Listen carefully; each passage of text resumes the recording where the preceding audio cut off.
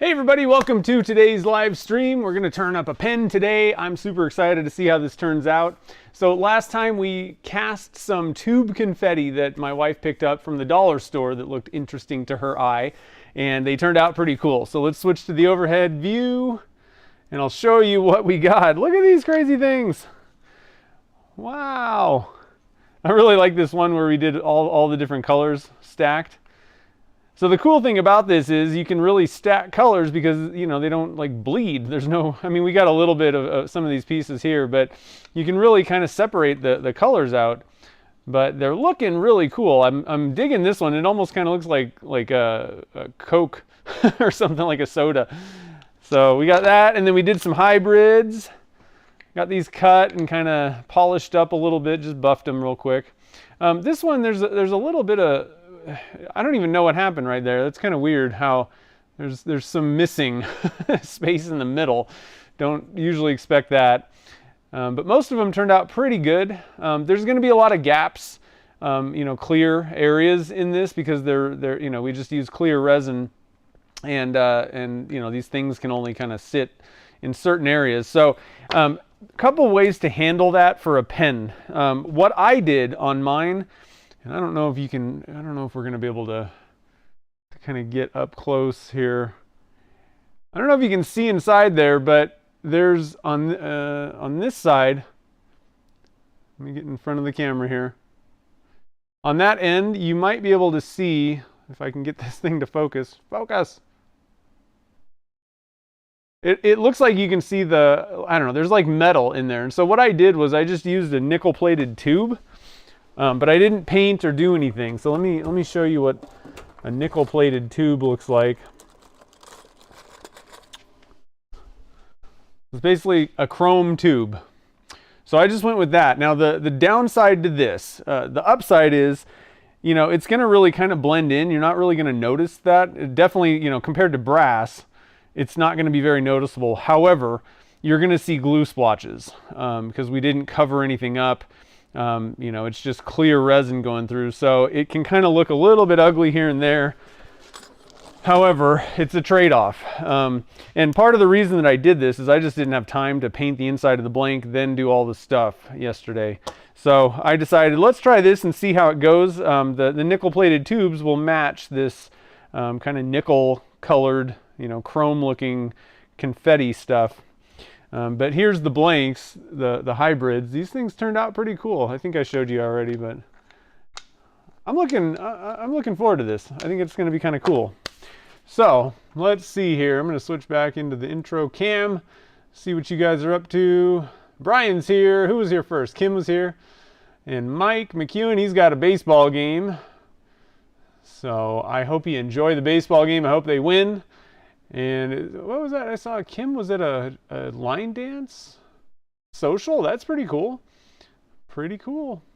All right, so I think we're all pretty much ready. Now, one thing you can see that I'm wearing my SoCal, this was for the Pen Turners Gathering. This is the OG one, but this year, coming up in July 2nd through 2 and 3, is that right? Keep forgetting. Yeah, July 2nd and 3rd, there is the SoCal Turners Expo. So it's kind of branching a little bit out from just pen turning, but it is going to be pretty heavily pen turning focused, I think. But that's going to be in Anaheim. I'm going to be there hanging out at the Turner's Warehouse booth. Chad's got a booth. They're going to have some specials. They're giving away keychains that he made. They're so cool. I saw the design. He like laser cut some keychains that he's going to hand out. So make sure to stop by the booth.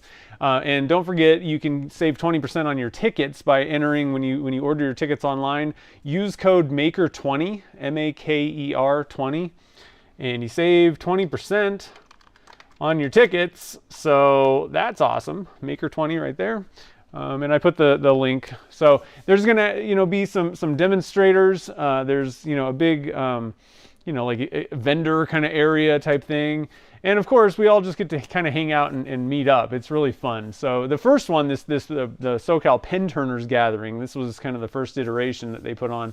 It was small, but it was really fun. We had a good time out there, and you know, lots of people came out. So hopefully, again, we'll get the same thing. And you know, like Rockler and Laguna are sponsoring it. So there's going to be some pretty wicked prizes as well. I mean, honestly, it'd be worth just coming to drop your name in the hat for some of the prizes that are going to be available. And I'm going to be doing some casting at the Turner's Warehouse booth. I thought let's make some of these fun burl molds. We're going to cast a couple of these and then do the recasting, so you get like a sphere blank or whatever you want to use it for. And then we're going to actually give away one of those a day. So we're going to make one each day and then give it away at the end. It should be pretty cool. So anyway, just wanted to kind of mention that. I'm going to put a video up with the, information and stuff like that. Show a little bit more, but I've mentioned it here on the live stream a couple times, but I am going to do kind of a video. Should be shooting that actually today to get it up and hopefully spread the word and get lots of people out. So like I said, Anaheim, California. The cool thing is, if you wanted to bring your family and they don't really want to deal with turning expos, Disneyland is literally like a block away. So you can stay at the hotel, they can go to the Disneyland, you can go to the turning thing, everybody wins kind of thing.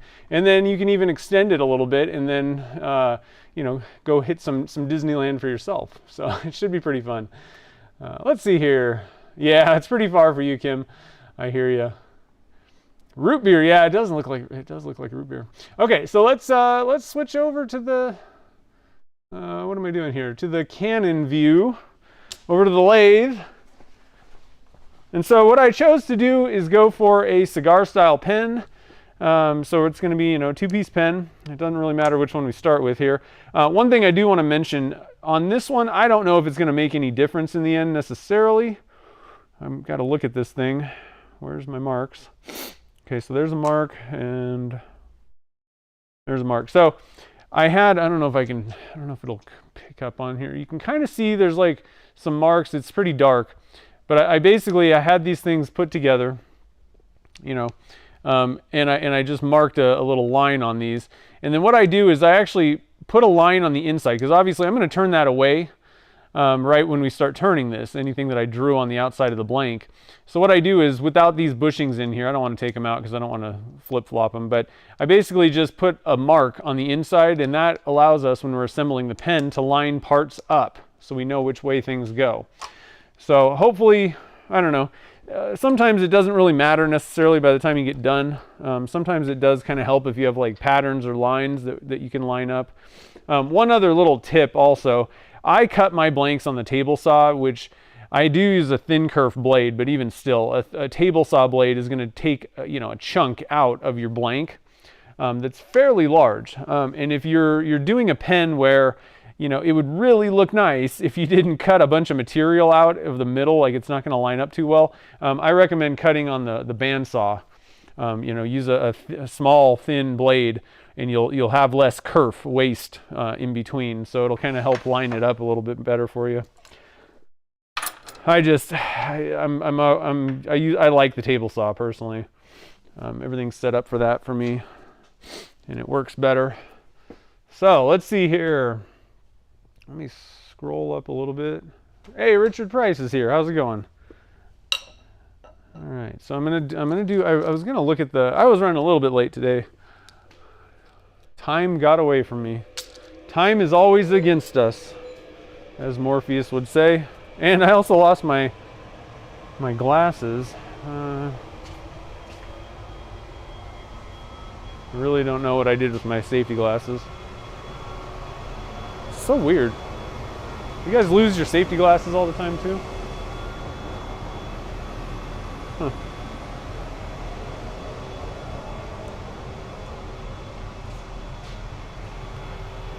The funny thing is, there's only so many places that they could actually go, or that I like use them at, and so I don't know how I like lose them all the time, because I'm only doing so many things in the shop here. All right, well, I got another pair, so we're good. And the floor. All right, so we'll spin this thing up full speed. Now, actually, before we begin, one thing about these blanks, and I forget, it might have been Gene. Somebody mentioned they tried these things, maybe Connie, and they kind of tore out of the blank a little bit.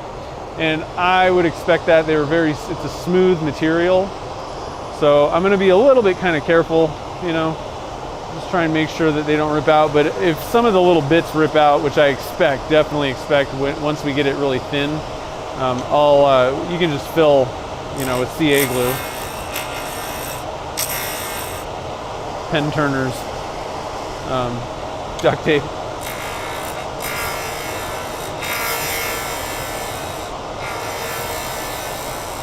So we got some die stabilized hybrid, or you know, like die stabilized burl chunks in here. I'm not entirely certain what species of wood. There's a few different things in there.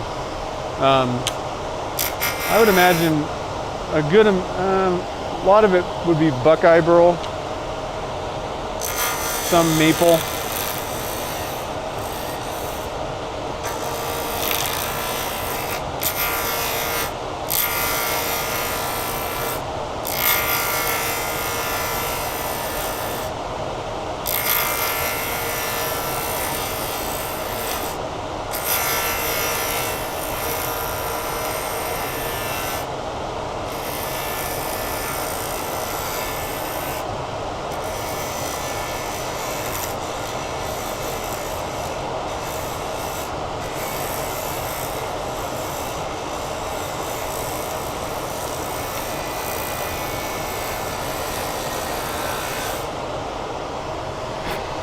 Okay, let's see what's happening here.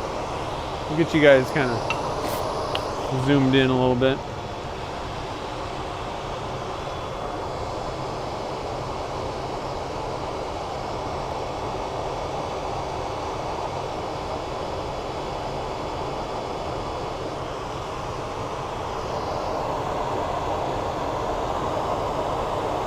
So far, it doesn't look like we're having any major problems with these things tearing out. I haven't gotten much into it yet, but maybe a little bit right there. One thing you can do also while you're turning, I think I might wait until I actually get this thing rounded to do it, but you can douse it again with some CA glue, and that'll kind of help kind of keep things together a little bit when you know, as things go. So, you know, and when I do my tubes, I douse the inside of the blank with thin CA glue as well. That just kind of, you know, it'll penetrate in there, kind of glue some stuff together if there's any bonds that are kind of weak. And then, but you can do it from the outside in as well while you're turning, which is the more kind of common thing. A lot of people, you see people do that a lot with, you know, a lot of different scenarios. Even if you're just turning wood, you got like a punky area or something on a wooden blank, just douse it with a little bit of CA glue and kind of stabilize it a bit, if you will.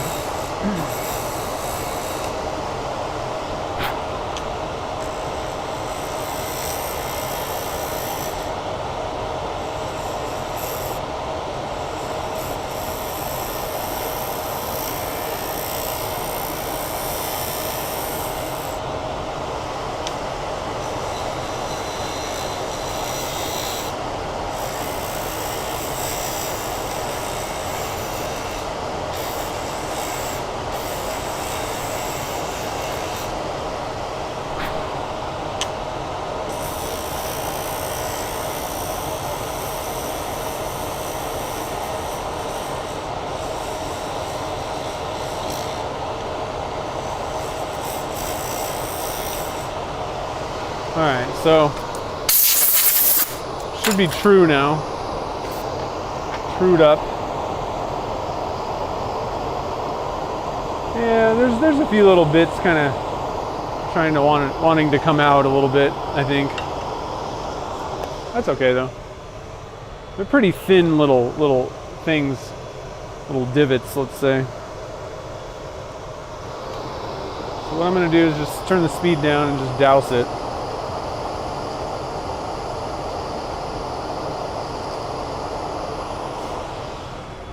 And I'm just going to let it kind of soak in as much as it can.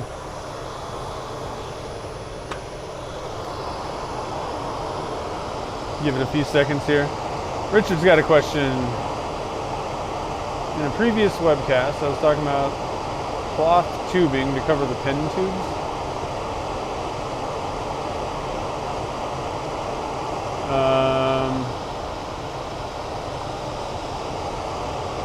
Oh, thanks, Paul. No, I was actually a little bit late today.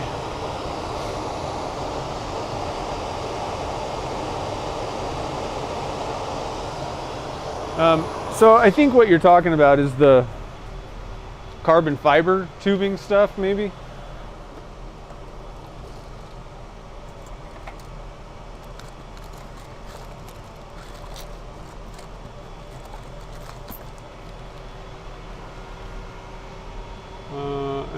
I'm going on the internet real quick here.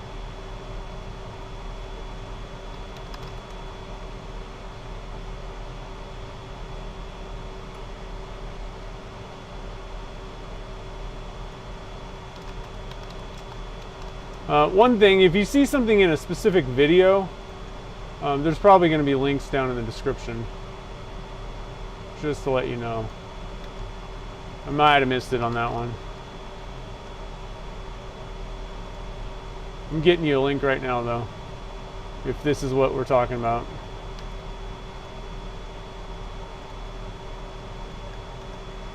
So it's at Turner's Warehouse. Where else? They got everything, guys.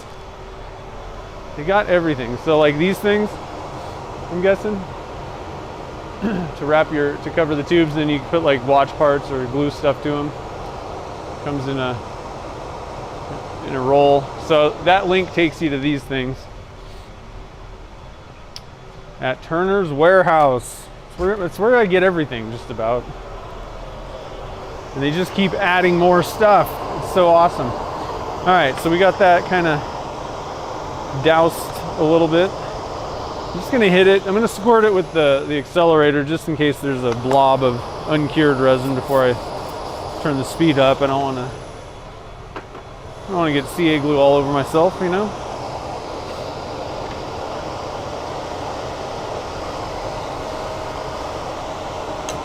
And this, like I said, this is not going to cure every ail, you know, all your ails, but it'll kind of help, and you'd have to kind of keep doing more applications of it as you go. It can just kind of help keep things together. A lot of times the game plan or the way that you need to do things is just stack as many things in your favor as possible.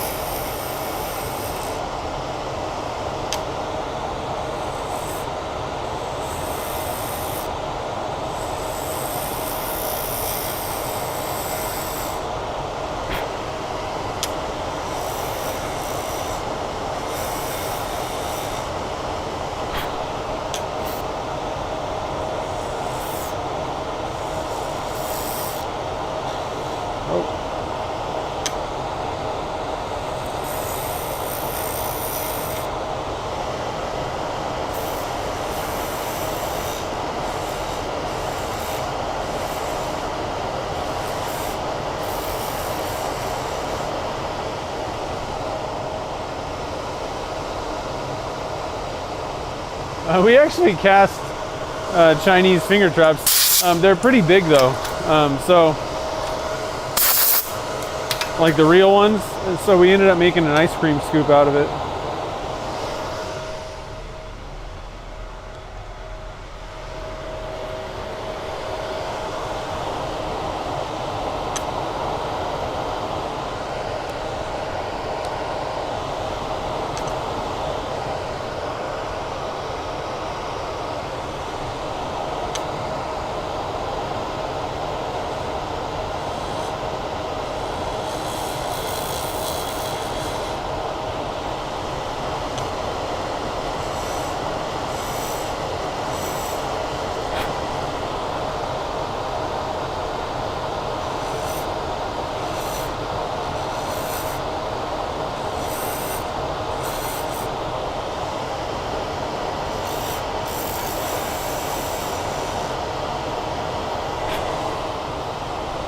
One other thing, one little tip also is the fatter you leave the blank, the less problems you're gonna have, right? Because there's more material holding everything together, and there's less cuts that you're making on the blank. So, you know, if you also want to kind of stack cards in your favor, keep the blank fat, not as, you know, small as the tube. And you'll probably get through more projects. Now, I know a lot of people don't necessarily like that shape, so it's going to be up to your tastes, but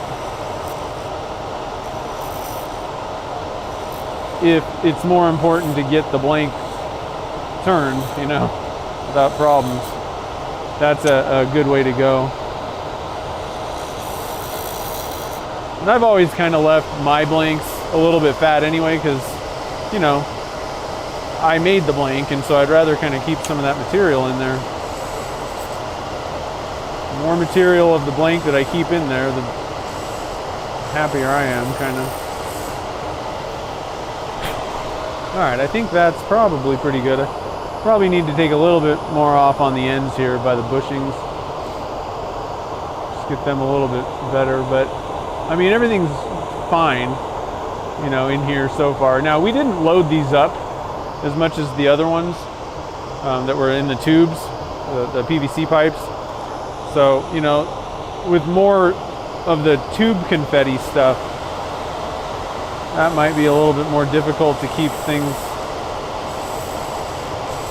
together, maybe.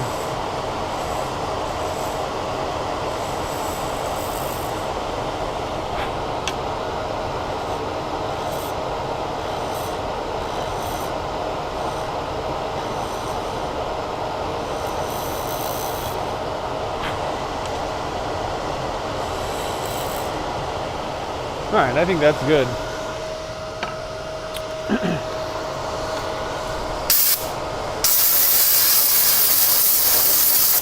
Blow that off.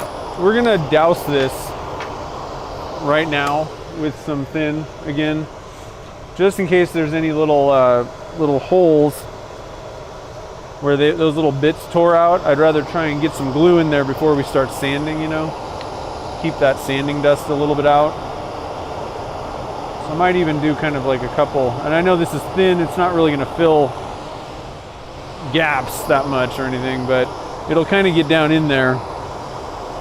And then we can, I don't know, it's just one of those kind of, in theory, hopefully it'll kind of plug up some holes where dust can kind of get lodged in there.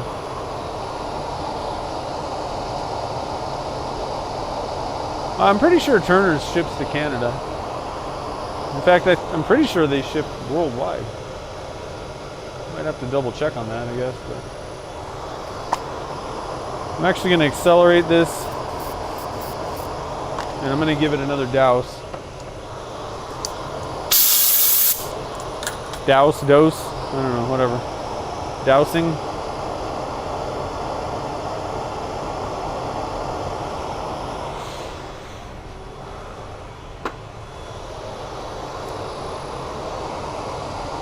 Hey, Dottie, how's it going? And Ann's here too. Storming bad. Where you at, Dottie?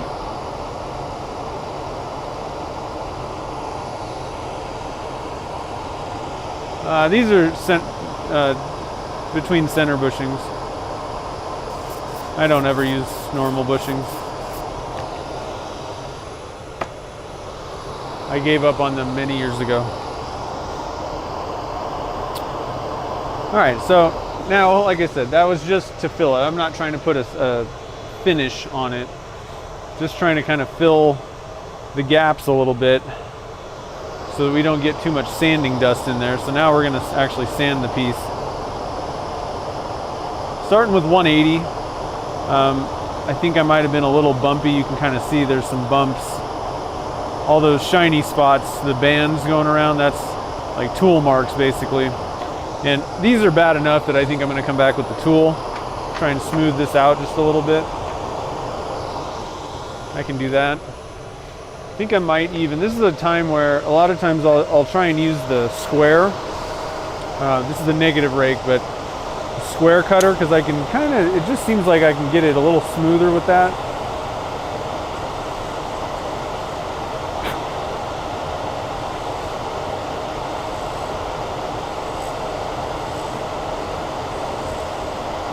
Possibly it's just because the cutter's a little sharper, you know.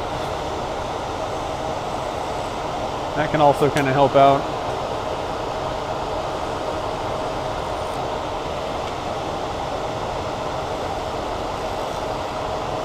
Alright.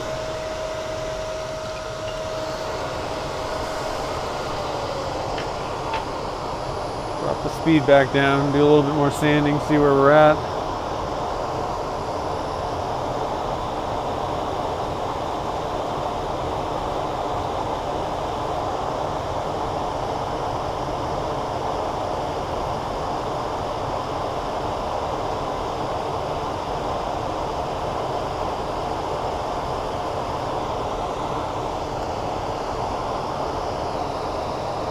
Florida. Ugh.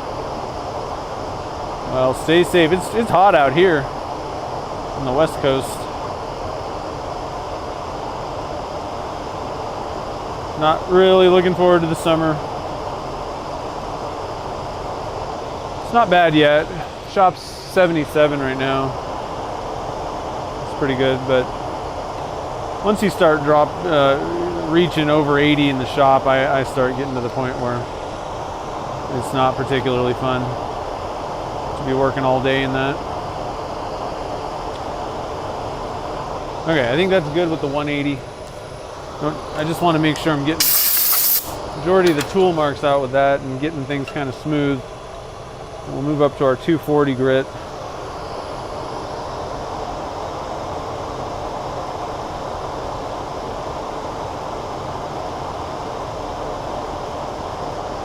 I'm going to give it a good,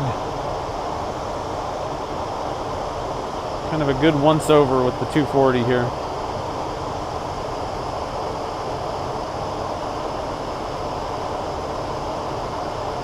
And this definitely, I'm going to put a finish on. I want to have the, you could maybe get away with just polishing this up, but one issue is if there are little divots and things from where the little tube confetti is kind of maybe ripped out,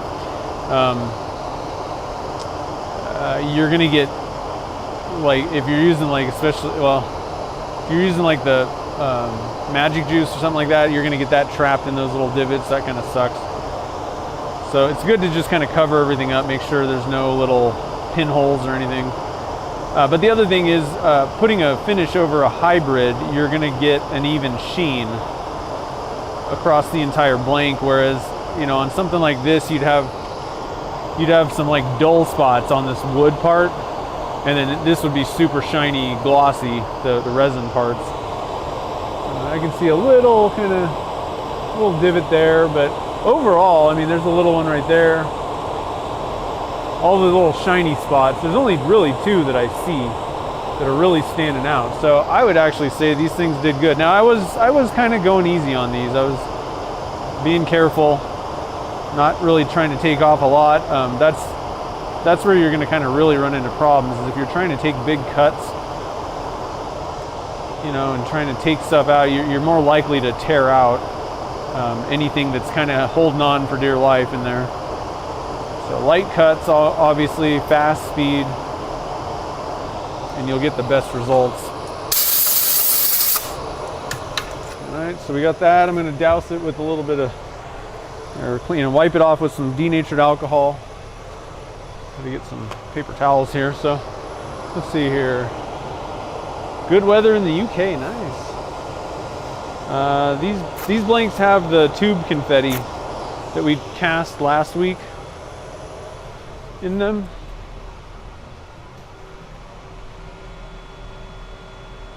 I'm going to switch to the overhead real quick here. So this stuff,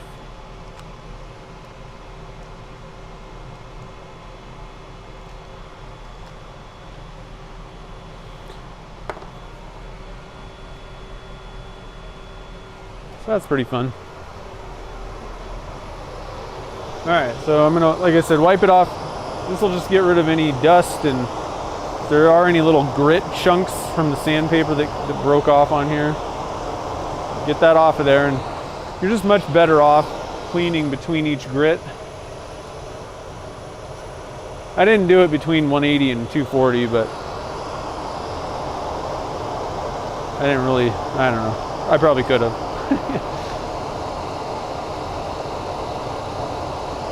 Yeah, there's tons of ways to get rid of tool marks.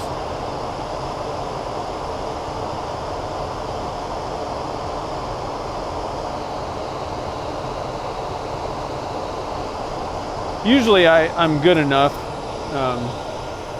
I mean, honestly, I can usually get the surface on a blank good enough to start at 400, 240 or 400 with the round cutter, but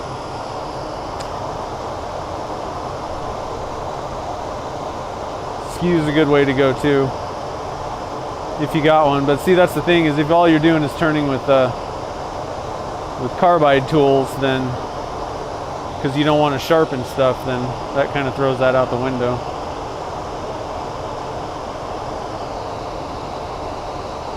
Yeah, the blue's nice too, huh?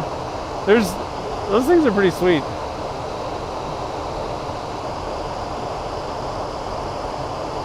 Gretchen had a good find. I actually wish she would have got some more of that stuff. Hopefully they might have more. I might have her go back.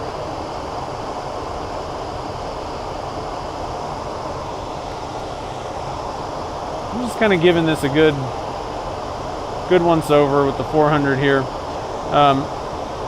And then I'm going to put the finish on. I don't go too high with sanding if I'm putting a finish on. I just don't really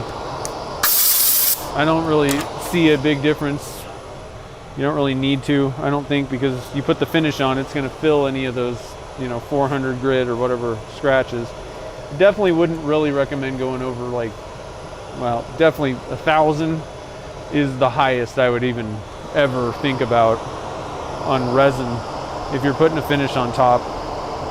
I really don't think there's much reason to go higher than 600 or 800 at all. It's really not going to change the look, and if you get too high, then you're going to possibly run into issues with adhesion with your finish, possibly. It's not any different than any other, finish or glue. It's holding on for dear life, so it's not too bad to have it have something to kind of grip.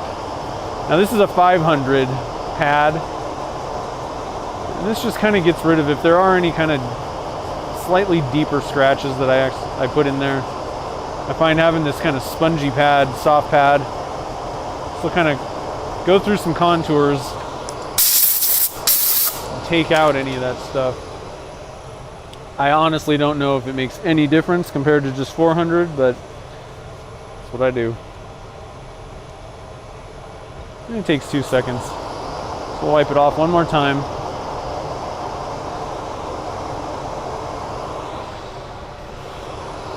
Okay, so let's get you guys in here, give you the before we put a finish on here.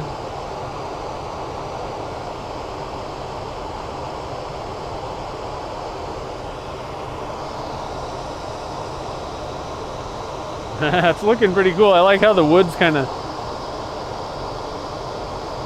got a little chunk of clear right there, which is kind of neat, but I don't know if that's going to look so awesome. I might actually cover it with the clip a little bit, but looking pretty good so far. And if you're kind of just joining the fun, what I did on these, there's a couple different ways you can deal with this. There's a big, we all we did was cast this in clear. So what I used was a nickel plated tube in there. That's why you can't really see the brass or anything like that. It's silver basically, or chrome looking. And so let me, before I move on here, let me take a peek at this thing.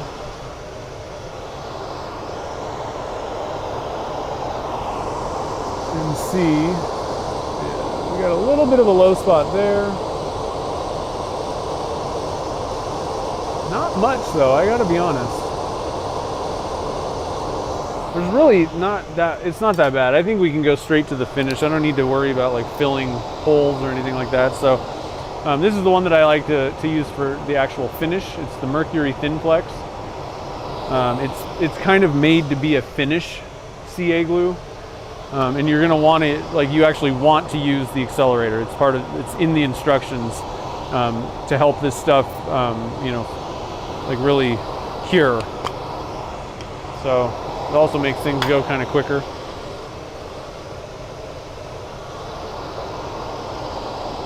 think I'm gonna, I guess I'll just leave the thing on. We're gonna have to sand anyway. One of the nice things, if you do have a dust extractor going, when you put a CA finish on, you don't really get as, like, it sucks the fumes, CA fumes up, which is kind of nice. The other thing is it also kind of sucks any dust that might be kind of floating around in the air, which is kind of nice. Okay, so coat number 1. On and off. Don't hover around on there and you'll get it on as smooth as possible. Let it kind of sit there for a minute, think about what it's done, and then hit it with some accelerator.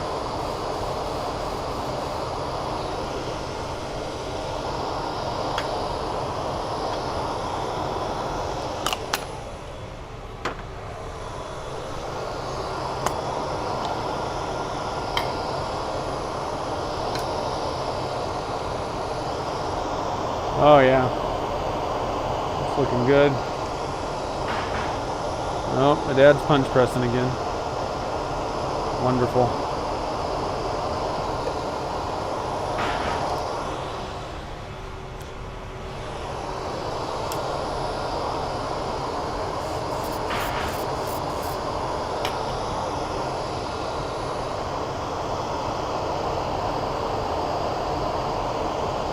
So I'll probably put about 6 to 8 coats on here.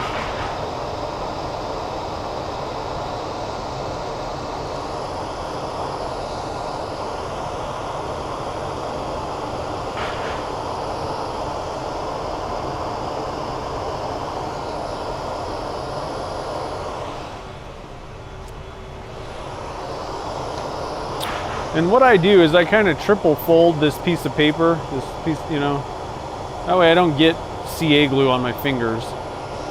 And this stuff's a little bit kind of thicker viscosity. Like, it's not thick, but I mean, it's a little thicker than the super fast thin. So it doesn't really absorb as much into the pad, you know.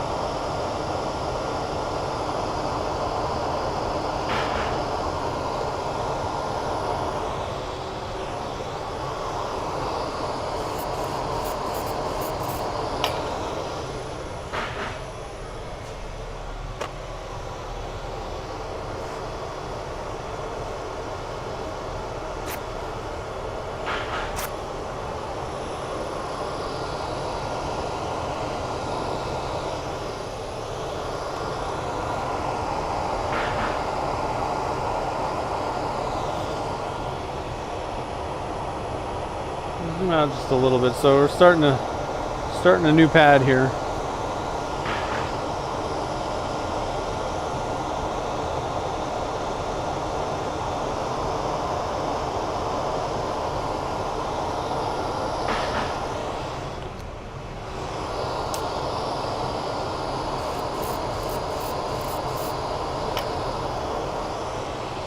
I think I'll kind of zoom out so you can see what I'm doing with like my body. Wish I had a wider angle lens on this camera. Maybe if we kind of park this thing right here. I don't know. It just doesn't really have a very wide angle lens on it.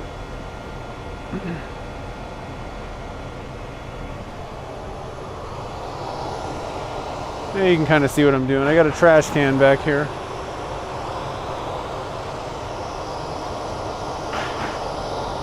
So, just grab this.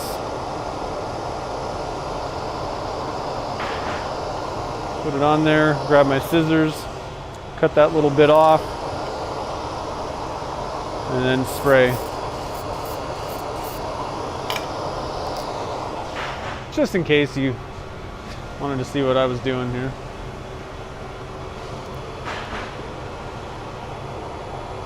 I don't know if that helped any.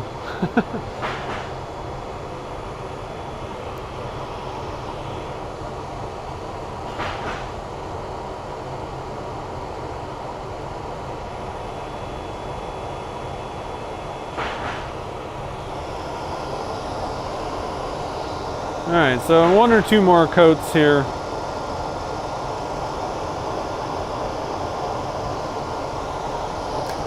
We should be good.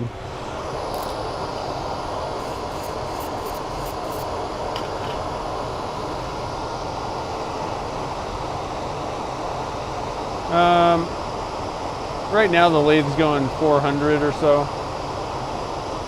I don't know, somewhere between 3 and 5 or 600 is what I usually. I don't really look at it. I just kind of. It's one of those things you just kind of know at this point. But I'd say somewhere between 3 and 500 is usually what I do.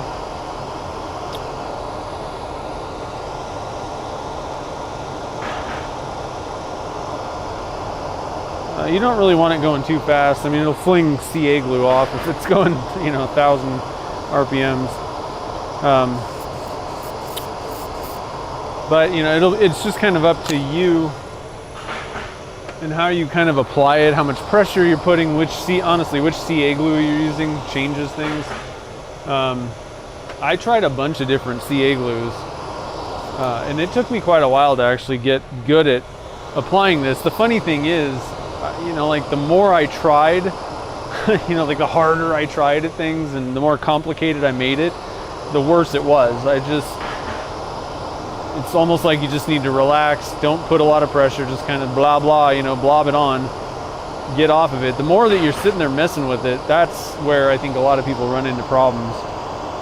But the key is you really want to get this on it as smooth as possible across the whole blank. And if you can do that, then there's not a lot of sanding off, not a lot of waste. And what I got here is 400 grit. So what I want to do is just kind of knock down any high spots, any ridges, let's say. And any low spots are going to be shiny. So, and I'm going pretty light on that. We have a few little ridges here and there. I mean, it's not too bad though. I really recommend, you're going to get better results waiting longer for your CA to kind of cure up a little bit more. You can get away with doing, like I do, kind of quick on the streams, but the harder that surface is, the longer you let it kind of sit there, the easier it's going to be to sand it. It's a little bit soft right now. Okay, that should be good. Got that nice and flattened down. I'm just gonna kind of blow that off, and then I'm gonna use this. I like this little 500 grit pad because it just kind of smooths things out even more.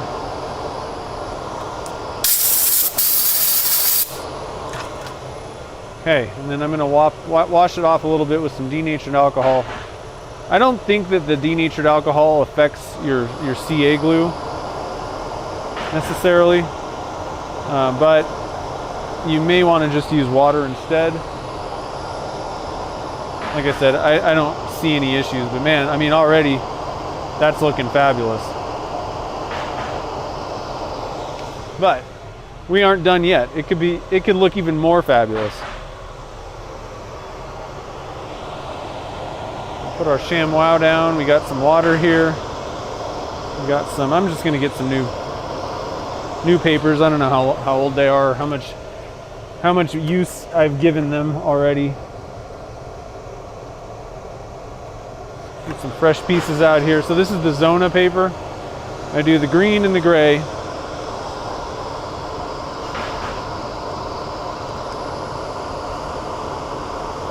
The green is somewhere, I tried calculating it, it's around 750 grit, according to everything that I could figure out, trying to convert microns to like grit level, somewhere in that neighborhood.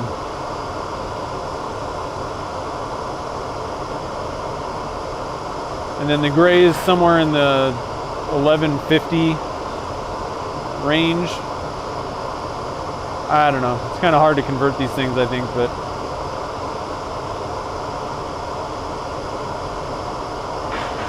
best I could do.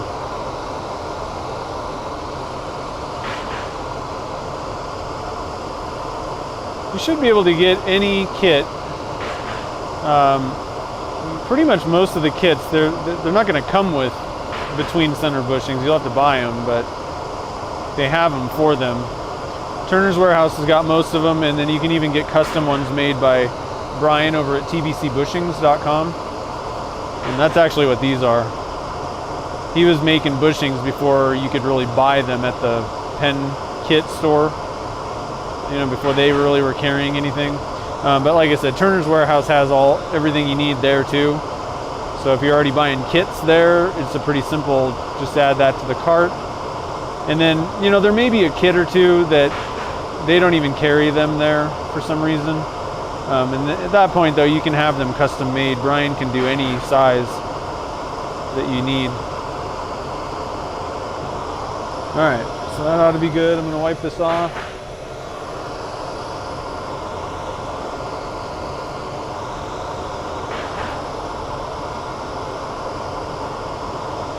And then this is the gray. And then we'll finish up with the Magic Juice polish. Oh yeah, you can get the conversions too. That's a good call. And again, Brian sells those. And I think Turner's Warehouse has them as well. Where are my converters? I'll show you, I'll try and find them and show you how they work. They connect into the standard bushings and then fit between centers. What I recommend, that's great to save money, but if you do a lot of, like, let's say Sierra pen kits, I would recommend just getting a set of the actual TBC bushings for that, because it's going to be even more accurate. The more stuff that you put between the centers, the less accurate it's going to end up being. And so if it's something like a one-off kit, you just want to buy this one kit, make a pen out of it, or a couple, and you already have the bushings for it, then just use the converters if you're not really going to do a lot of them.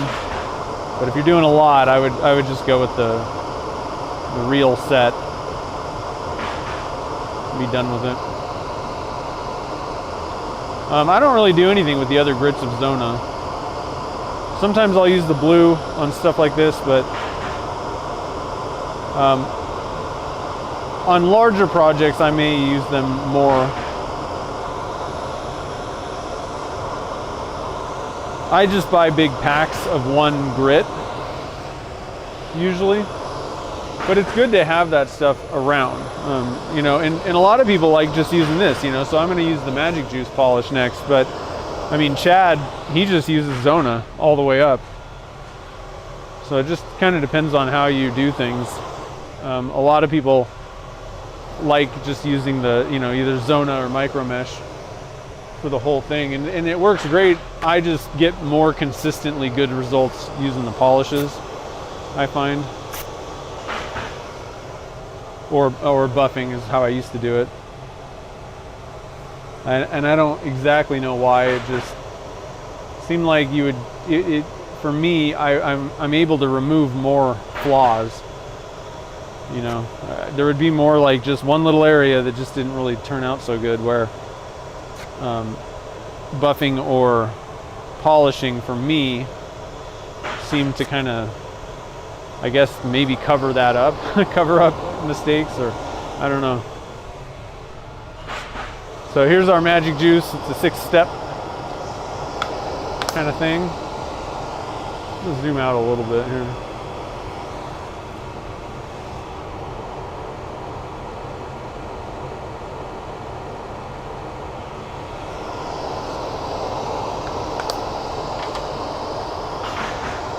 All right, so step 1.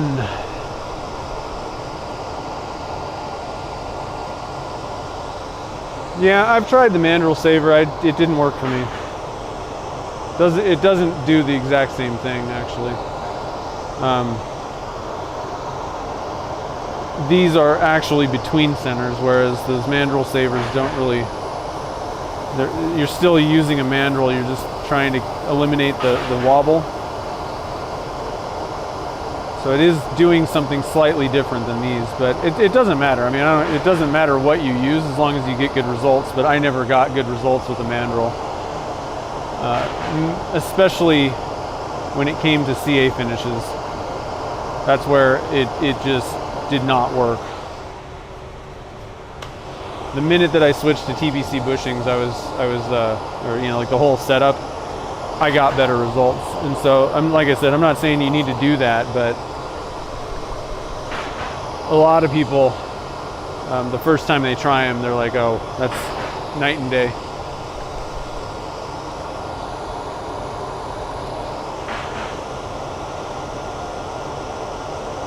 And part of it may be kind of user error. You know, I'm not saying that I might have been tightening the thing too tight or doing this or that, but that's kind of the thing though, is it eliminated the problem so that even if I'm, you know, like I can't even make the error, you know, so it worked. It was a better option for me.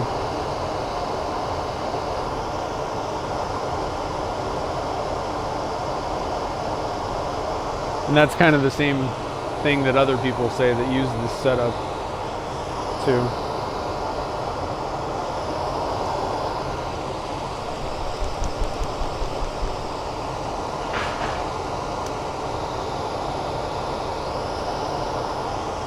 Yeah, Turner's Warehouse has pretty much everything you ever needed for the pen turning.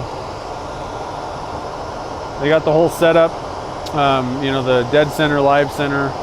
Probably have a live center with a 60-degree cone on it if you got a lathe, but the dead center, that's what's driving the blank. They got that. Those are cheap.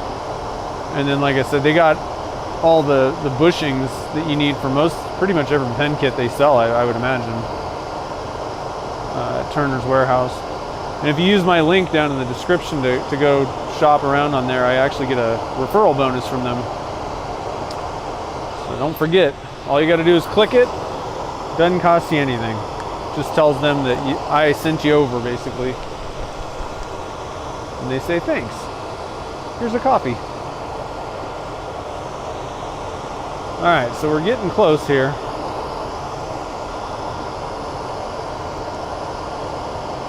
Getting closer. Man, I can't wait to see what this... I haven't really stopped and looked at this yet, but the gloss coming off of where the burl wood is, it's just looking amazing. Yeah, the nice thing about mandrels is you can do two blanks at the same time, you know. I'd say that's the draw. But originally when I first started though, I was trying to sell pens. I wasn't making blanks. I was making pens at first. And anything that I can do to save time is what I wanted. And so I like things that take the idiot out of the equation. You know? And that was the TBC bushings thing did that for me.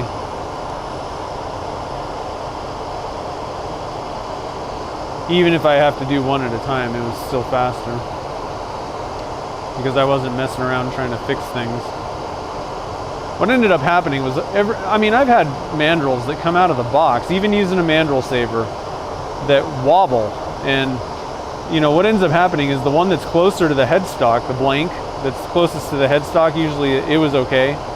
But the further out you go on that mandrel, the more wobble it's going to have. And so that second blank was always, it would come out and there would just be areas. If I was doing a CA finish, when I was kind of sanding that finish down, it would burn through in like one little spot on the blank. I would have like one little burn through area on one little spot. And it was just frustrating. And that was because the mandrel was moving, wasn't running true. So anytime you can put something between centers on a lathe, that's going to be the most accurate, you know, true way of it running, let's say.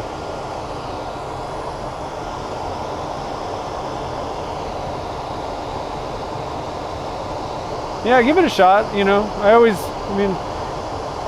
As with all these things, you know, what works for one person may not really work that well for another, but that's the thing, and it's the tough thing. If you can maybe, if you're part of maybe a turning club or something like that, and you can try it out first, I mean, that's definitely the best way to go. That way you don't have to spend money. But I don't know, I always find that the only way for me to figure out the best way for me to do anything is I got to pretty much try everything, unless I've already found something that's working great. And if you got something that's working great, then there's no reason to, you know, the grass ain't always greener on the other side of the, the road. Holy cow, this thing looks, good Lord. And this is another reason why I recommend putting CA finish over hybrids. I mean, it looks like resin almost. It's so glossy. It'd be kind of dull looking otherwise. Wow, that looks great. Not even a whole lot of glue splotches that I'm seeing down there on the tube. Wow.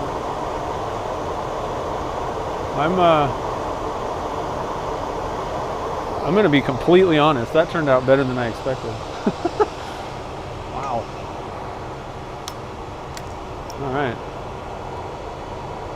Results may vary, but so far I'm pretty impressed with these things. All right, so let's. One thing that I was gonna do was, you know, because I'm using the normal bushings. I'm not using like plastic ones or some other weird setup. So what can happen sometimes is you can glue the bushings to the to the blank. So I usually pop it off before I totally finish a blank, but I didn't this time. So let's see, that one's popping out. This one needs a little cracking, a little bit more. There we go. Just kind of tap it on the lathe. And then I'm gonna grab, this is what I use mandrels for. Zoom out a little bit. So I put a piece of sandpaper on there. I think it's 240 grit, 180, 240. Just use a normal hole punch, that'll fit a standard mandrel. And then just in case there's a little bit of CA glue, kind of, which there is a little rim of it kind of hanging off the edge there. If I were to press the parts on, it could crack the whole finish because there's CA glue kind of hanging over the edge. So I use mandrels to just kind of square these things up, remove any of that excess material that might be kind of hanging off the end, but do it in a way where I'm keeping it square. It also just kind of makes sure that you're you know, if there's anything off when you were like barrel trimming or sanding, doing this will also just kind of help ensure that your ends are square, you know, so you don't have any weird gaps or anything like that on your components, or, you know, when you mount the components, let's say.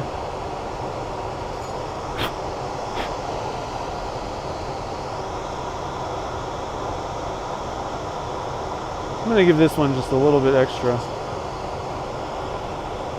I don't think that I'm totally flat on the end there. There we go. I'll blow that off and set it aside.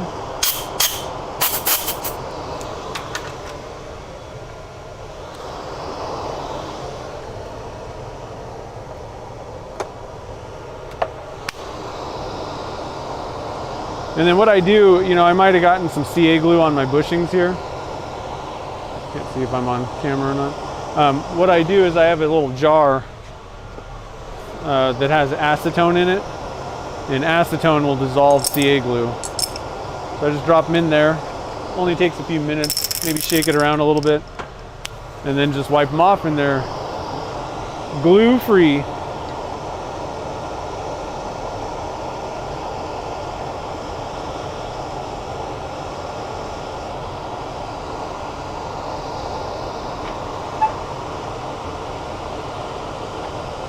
Woodpecker mandrel? I haven't seen that.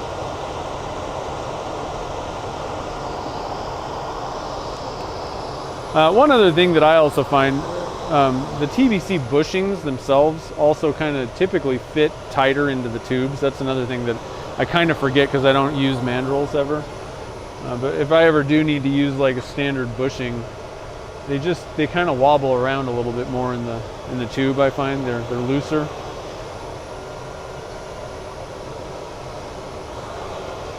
one benefit that I don't really mention. I don't even think about much because I don't really use standard bushings ever. Oh, I was going to show you the adapters. That's actually a pretty good way to go. That would be a fairly cheap way to test stuff out if you can't find someone to use, you know, to like test things out. You can just get the adapters, and that way, you know, it'll work for anything. And I mean, they'll work fine. I just, you know, if you do a lot of one pen kit, I would recommend just buying the standard bushings. So these are ones from Brian. I gotta look at this thing. These are from TBC bushings from Brian over there. These were kind of a game changer because for a while there, you know, you could get like Sierra, Cigar, you know, like a lot of the like super popular pen kits, but like one-off pen kits, like there was no way you could find TBC bushings for them. So these things were kind of a game changer. So the difference is TBC bushings have a 60-degree cone, or, you know, inset there, chamfer, whereas your standard bushings don't, and they don't work with, you know, a 60-degree live center and dead center. What these do is they go inside there, providing you that 60 degrees on the end, but you still have your standard bushing. But, you know, the thing is, your TBC bushings are they're also meant to go a little bit further into the blank a lot of times. And that's why one of the reasons why I recommend getting TBC bushings. They just provide a little bit more stability, number one. But number two, they're also eliminating this extra piece. You know, every component that you stick together is going to have some inherent variability or error built in, every connection.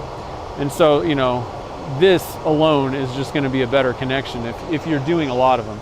Now, we're kind of splitting hairs here, you know, it's not that important, but it just kind of depends on, you know, like I said, if you're making hundreds of Sierras, I would spend the, you know, $5 or whatever it is to just get some Sierra TBC bushings, so you don't have to. Again, it's one of those things. You're just stacking cards in your favor with all this stuff. Okay. Yeah, I think Turner's has the adapters possibly. Like I said, if not, then tbcbushings.com. They should. I'm almost guaranteeing Brian's got those things in stock.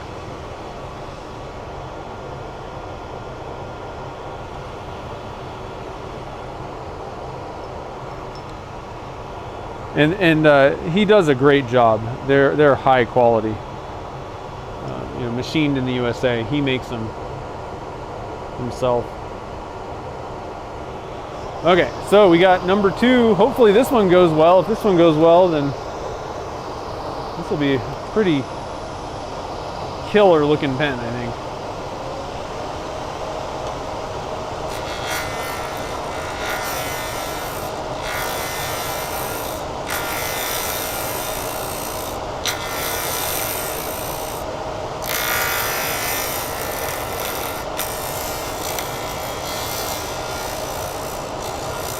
I don't know if you can see, but there's one that ripped out right there on my hand.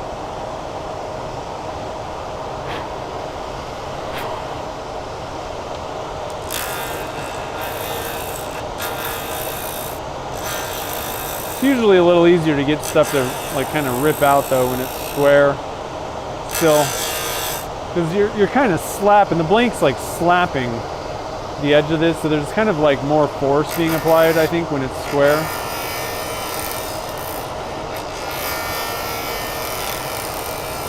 And then you're usually good once you get it, you know, rounded. But then, you know, once you start getting to that kind of final dimension where there's not a whole lot of, you know, resin left, blank left, let's say, then it starts to kind of be a little bit more difficult again.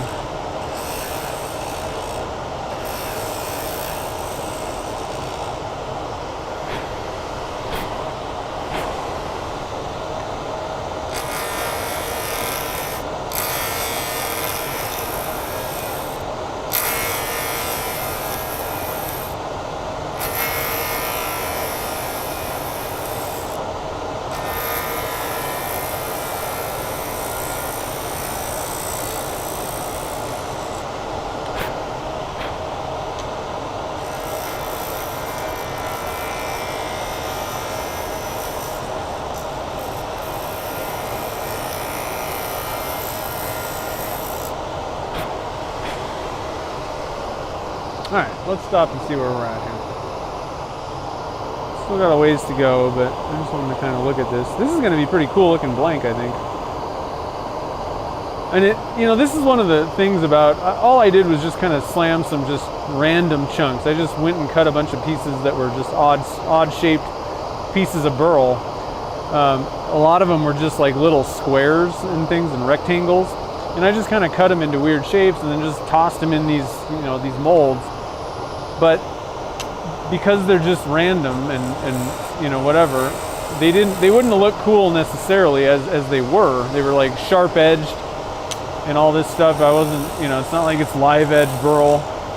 They were just like little triangles and stuff that I tossed in the mold. But they end up, you know, just depending on how you randomly put them in the mold,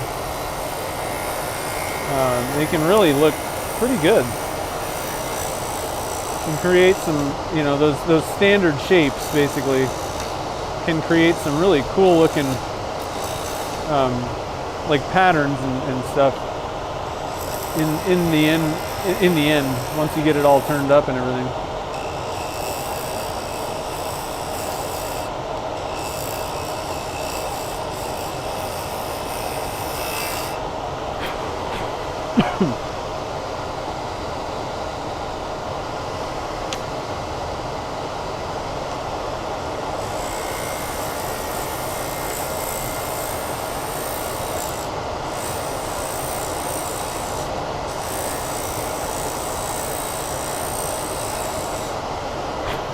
Alright, so are we, no, we're still not square. I want to get this thing square and then hit it with some CA. Because I can kind of feel it, every once in a while I can kind of feel a thing kind of ripping out. You're gonna get that, especially once there's just some like a very little bit of it. Those things are gonna rip out a lot. I don't think that as long as you're not, you know, like I said, you're taking it slow, taking kind of light cuts, I don't think you're going to get huge chunks ripping out of these things. It's just going to be once that there's just a little bit left, those things tend to kind of pop out. Just like a little sliver of one of those little confettis. And you can kind of hear them. I don't know if you heard that, but there's like a little pop. That's a piece kind of coming free from the resin.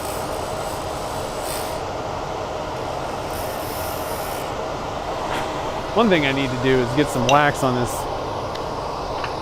on this tool rest though. I'm fighting it, you know. Shouldn't be fighting it, it should be smooth. Just gonna put a little bit of paste wax on there real quick.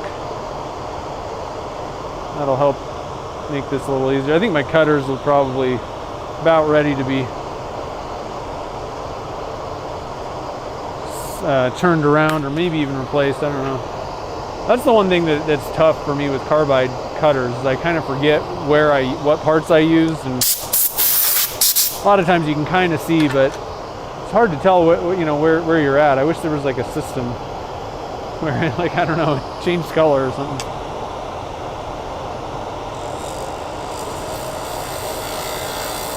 Tried marking them and stuff, but it just never really ends up working.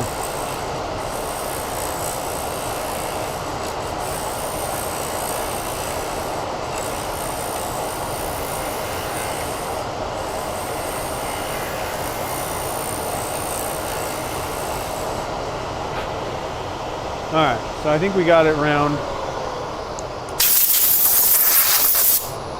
Let's douse it a little bit with some CA. Got a couple little chunks in the burl here that little cracks. I may have to come back and fill. I might actually do that right now. I think I'm going to do that right now. Let's get you guys. I don't know if you guys can see this.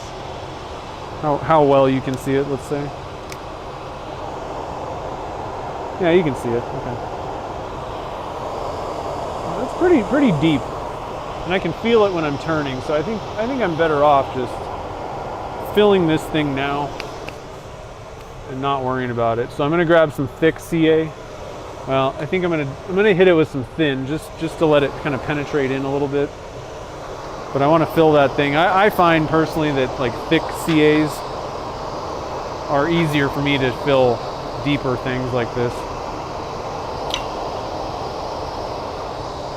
I'm just gonna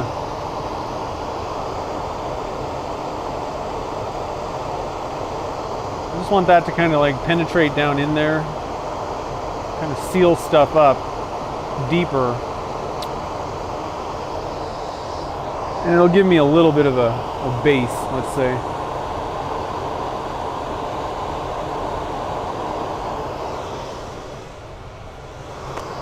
And we'll just use the accelerator on there.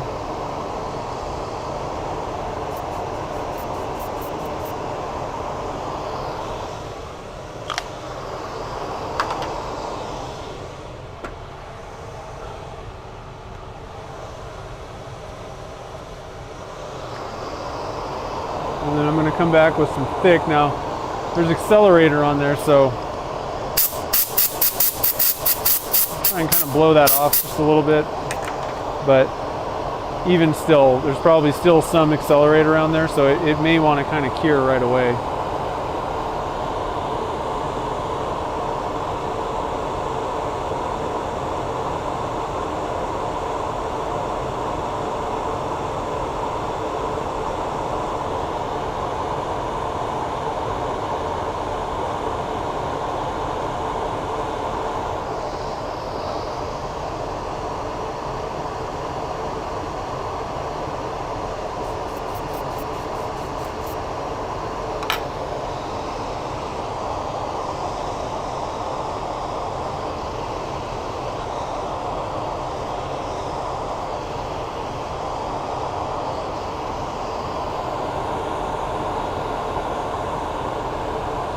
So that's looking pretty good. I'm going to blow this off.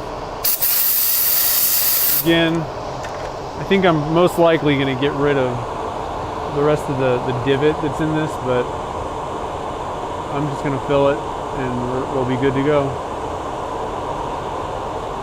If I can get my glue to come out. What the heck's going on here? I think I might have covered up the hole, clogged it. There we go.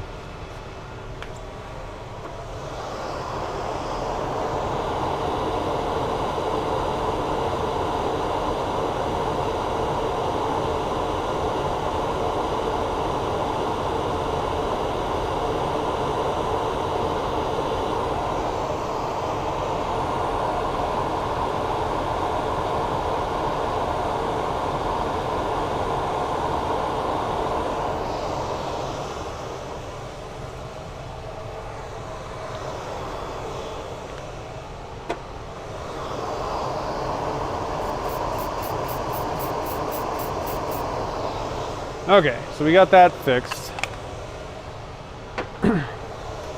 Now let's douse the blank with the super thin so that we can get any problems that may occur. We can kind of fix that a little early. Anita's here. How's it going? Welcome to the stream.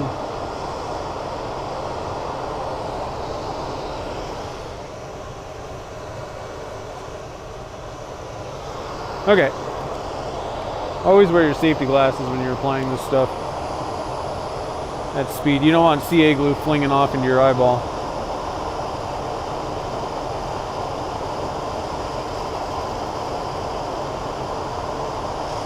Having that big blob of CA on the bottom on the wood part isn't making this super easy, but that's okay. I'm just going to let that kind of soak in.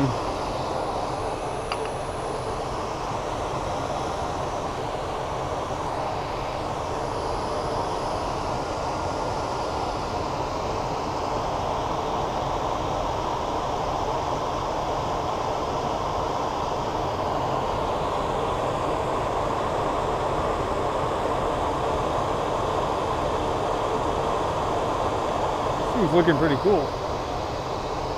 I'll tell you that right now.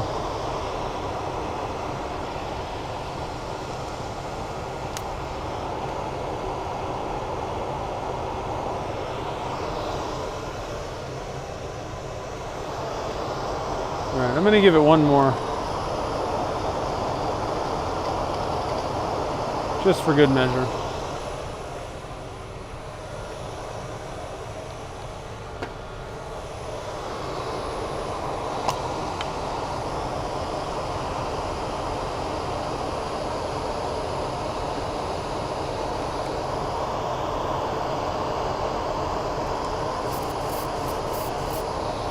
Okay.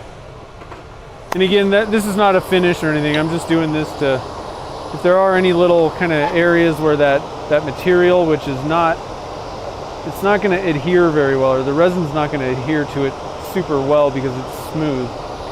And so if there are any little weak areas, little cracks or anything like that, hopefully what that did was penetrate in there and just kind of give it a little bit of support, some gluing together before we start turning this down even further. And I may do this again because, you know, compared to the other blank that we did, that one was really fat. This one gets a little bit, it's a little bit of a thinner. The bushings aren't as big. And so, you know, I may give it another dosing. One thing that's a good idea is like right before you're down to like that like final pass kind of thing, that's a good time to apply some thin CA on something like this, just to make sure that, you know, nothing goes awry. When the stakes are the highest.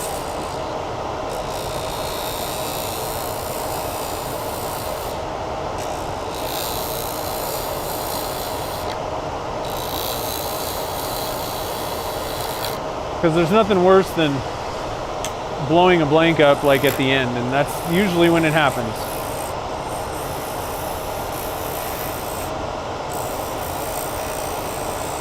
They almost never just blow up on the first pass. The first cut, boom. You're like, ah, whatever, you know. But you've already invested all this time into this blank, and then it blows up at the end, and that's when you're like, ah.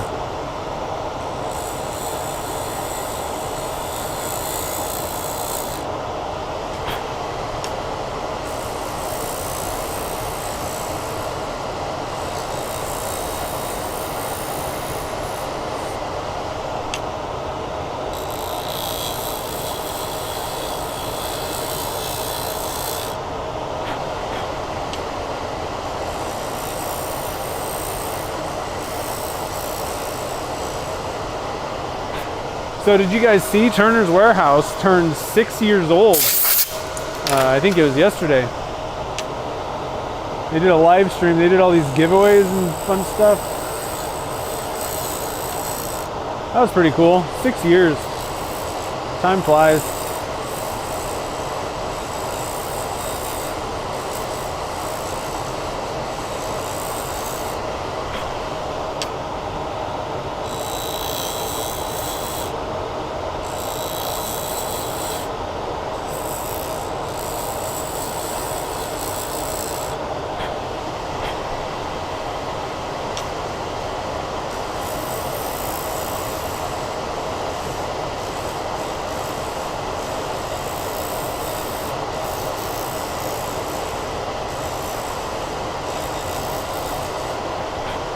Kind of taking my time here and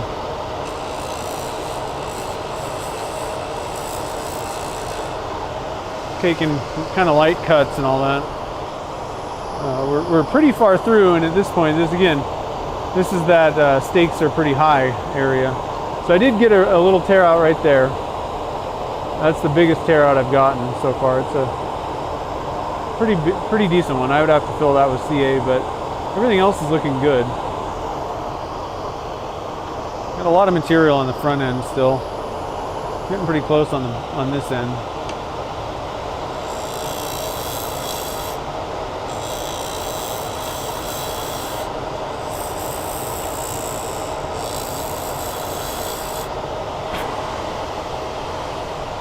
There we go.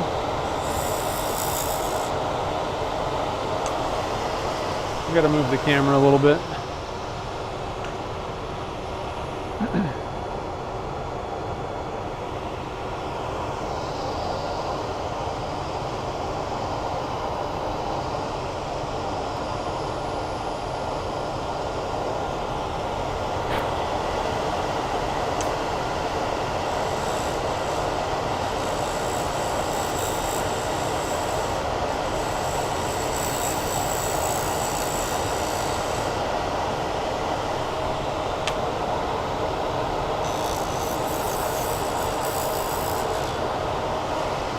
So at this point now, just about to the final dimensions and everything.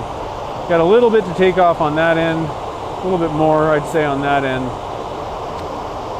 But I think I'm going to douse it with some CA. And I got most of that tear out piece kind of taken out. I think we might actually get that completely removed, that one. As long as nothing else tears out, I think might be in the clear again. I think these things might have are not as bad as I thought they might have been, you know.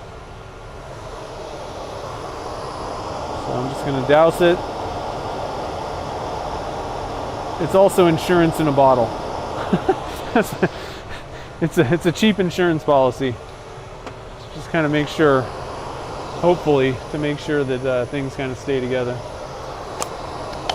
CA glue works really well if you're doing like coffee bean blanks, things like that.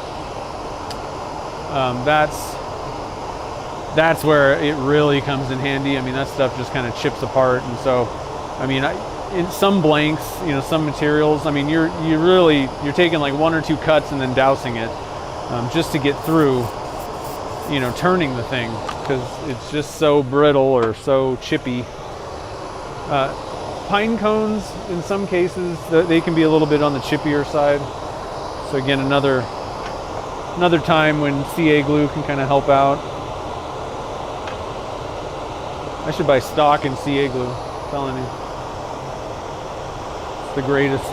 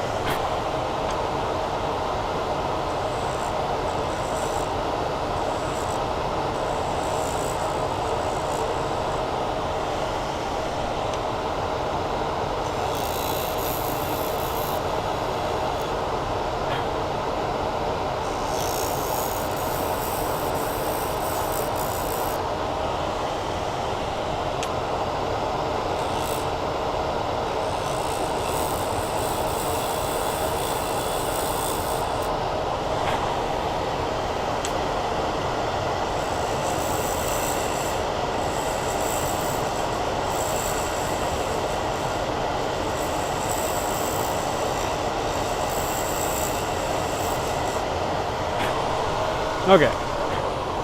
I was being really careful right there. I think I got a little bit of a divot though, possibly, yeah. I got one right there. It's actually, it didn't tear out, it was like the top part kind of came off of the resin. Got another one right there. I still got more material to take off on this end though.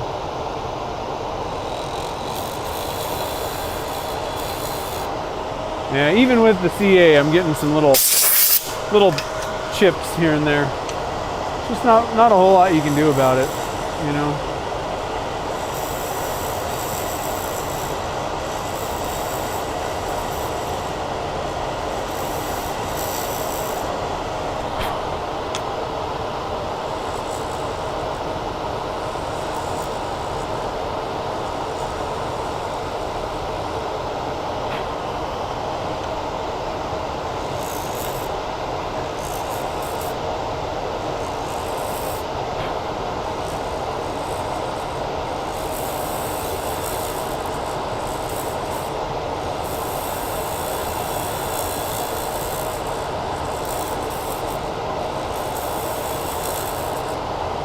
All right, I think I'm probably pretty good. I'm going to take out the square.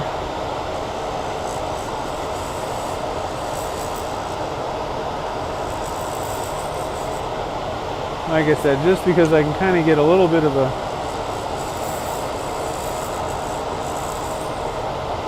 I'm getting something's grabbing, sticking. There we go. That ought to be good. I think we're good. Let's stop it, see where we're at. Time to do a little bit of sanding. Yeah, we got a few little chippies here.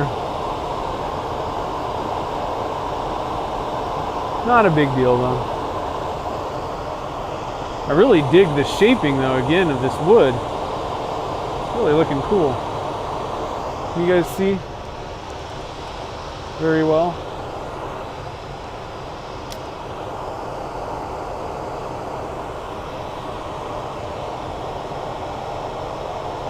Oh, I missed.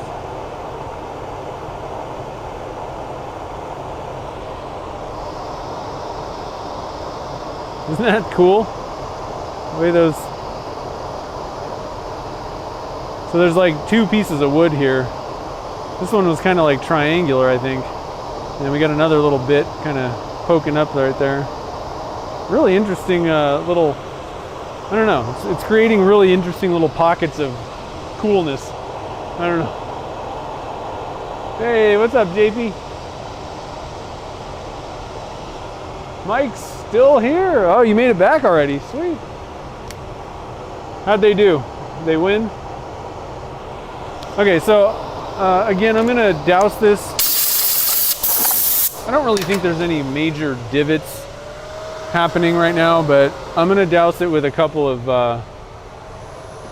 another couple of shots of CA glue, just because when we start sanding, I don't want sanding dust to get lodged into anywhere.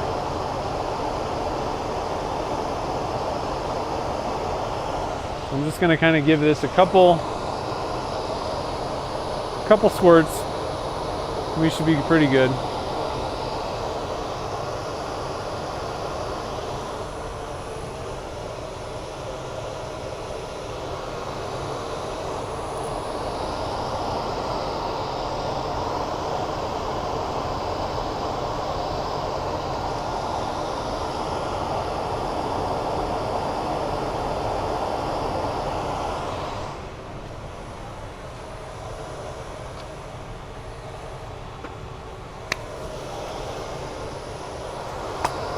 And I'm going to hit it with the accelerator just to make sure it's all cured in there. So this time I'm hoping that I can start. I'm going to start with 240. I think it's smooth enough, let's say. 7 and 10. They participated well. Man, Little League's all about it, just going out there having fun. Is it Little League?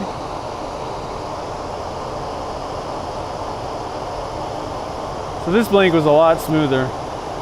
Kind of taking my time a little bit more.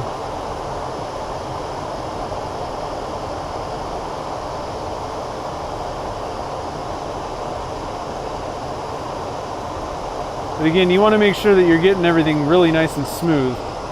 That was not a finish. I'm going to pretty much sand, most of that off. All I want left is if there was like something deeper than the surface of the blank, a crack in it, I wanted to kind of fill that up so that this dust doesn't get, lodged into those cracks. That's kind of the general idea anyway. It's like a sanding sealer in a sense, I guess. I don't exactly know what that stuff's totally what the intended use of sanding sealer is exactly, but I think it's kind of similar. Oh, softball, nice. I haven't played softball for a long time.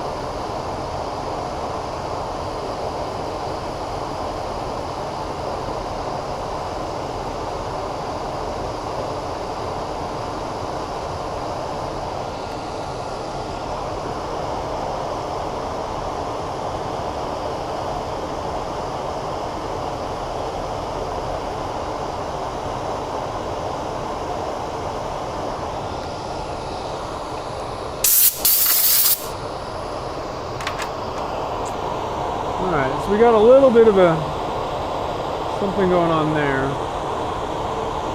Another one there. We got a few little chunk outs on this one.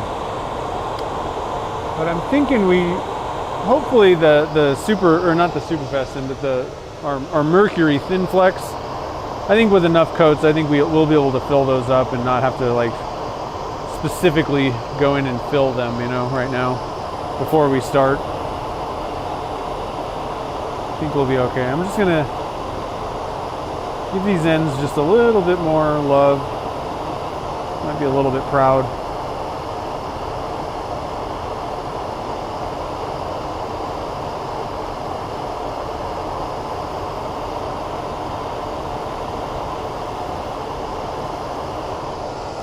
Okay.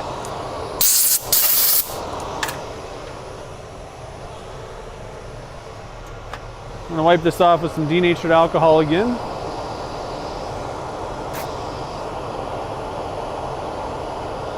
Hey, Cheryl. Well, I'm doing wonderful. How about you?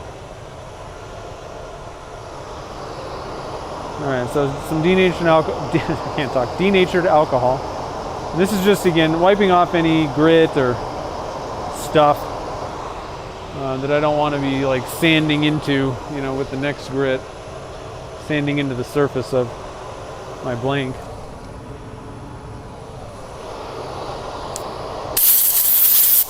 Resins can be delicate and fragile. All right, so 400 grit. They're not really delicate, they just scratch easy. So anything you can do to reduce the amount of scratches, take it.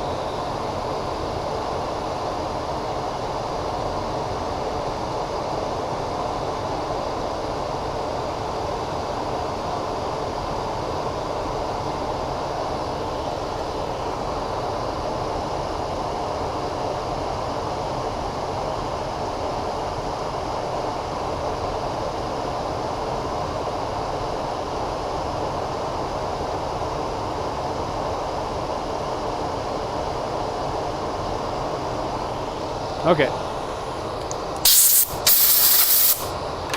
Got some 400 going there. I'm gonna wipe it and then we're gonna hit it with some 500 with the little pad behind it, you know.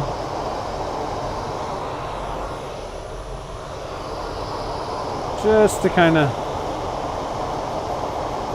I don't know. I don't even know if this does anything, but better, let's say, than stopping at 400. I like to do it though, so it makes me feel better, you know. So why not? Okay, that, and then one more wipe with the alcohol.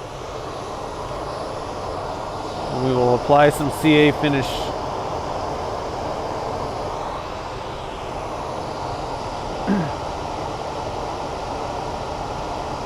Yeah, we have the, yeah, is this this one? Is it, did you get it on Amazon? That's where I got mine. You get everything on Amazon. All right, so Mercury Thin Flex. Again, this is my finish of choice, just because I can get it on easy, personally.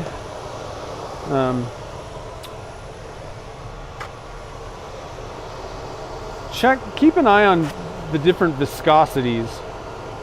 You know, if you're struggling with getting a CA finish to go on well, try a couple different viscosities. Try a medium, try thin, try, you know, a couple different brands with a different thickness. Because I find that it's really difficult to get a super thin CA glue on, you know, evenly. If you're trying to like build up it, and I like a super thin. You know, like I wouldn't use the super fast thin for a finish. Like this is good for like a utility kind of thing. I like something in the kind of like thin yet not super like water thin. So that's why I like this. But then, you know, you get into your mediums and some people like that. They prefer, you know, applying it that way. So just, you know, try a couple different things if you're having any issues getting a CA finish to work well.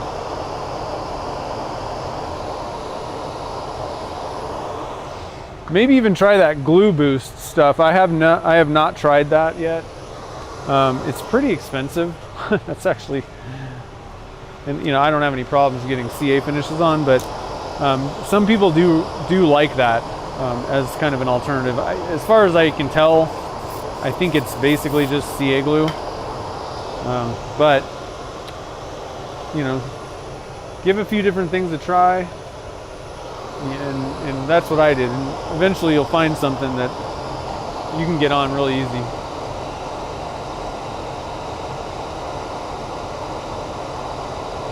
Working on some pens later, nice, that's awesome. All right, so another coat. So again, I'll probably put 6 to 8 coats on, not 68.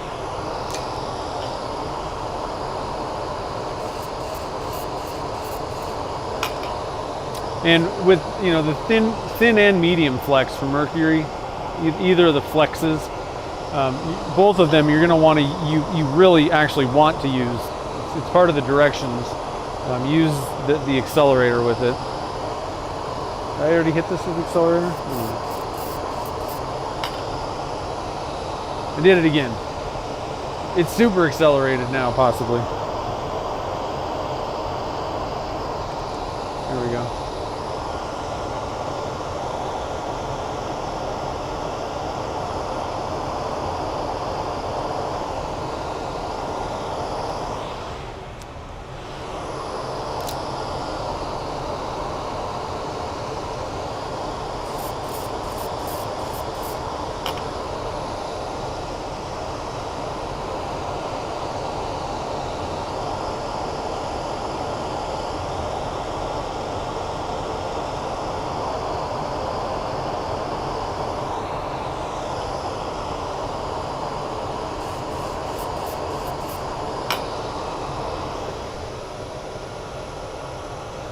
Alright, so we got like 4 or 5 coats on there. Somewhere around there.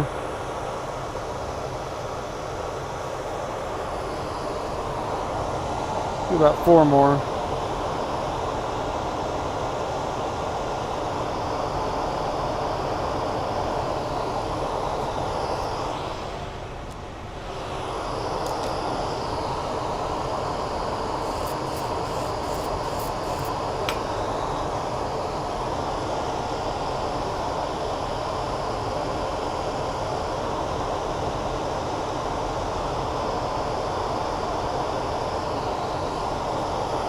So what kind of pen kits are you working on today, Cheryl?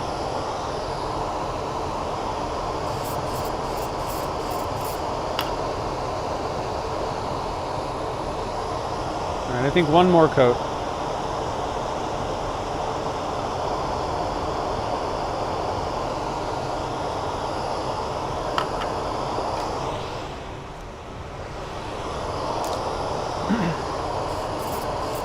Actually, I'm gonna do 1 more. I got 1 more, room for 1 more. So I think I'm gonna give it, because I had a couple of those little tear out things. I don't know that 1 more coat's gonna make all the difference, but I got 1 more piece of paper. Let's do 1 more coat.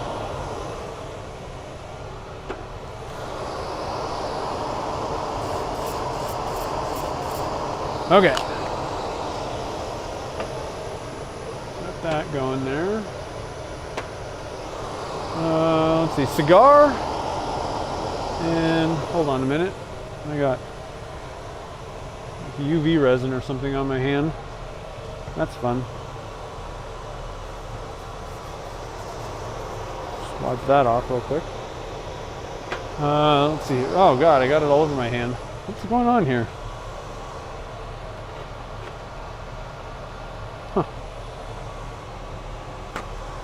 Where did that come from?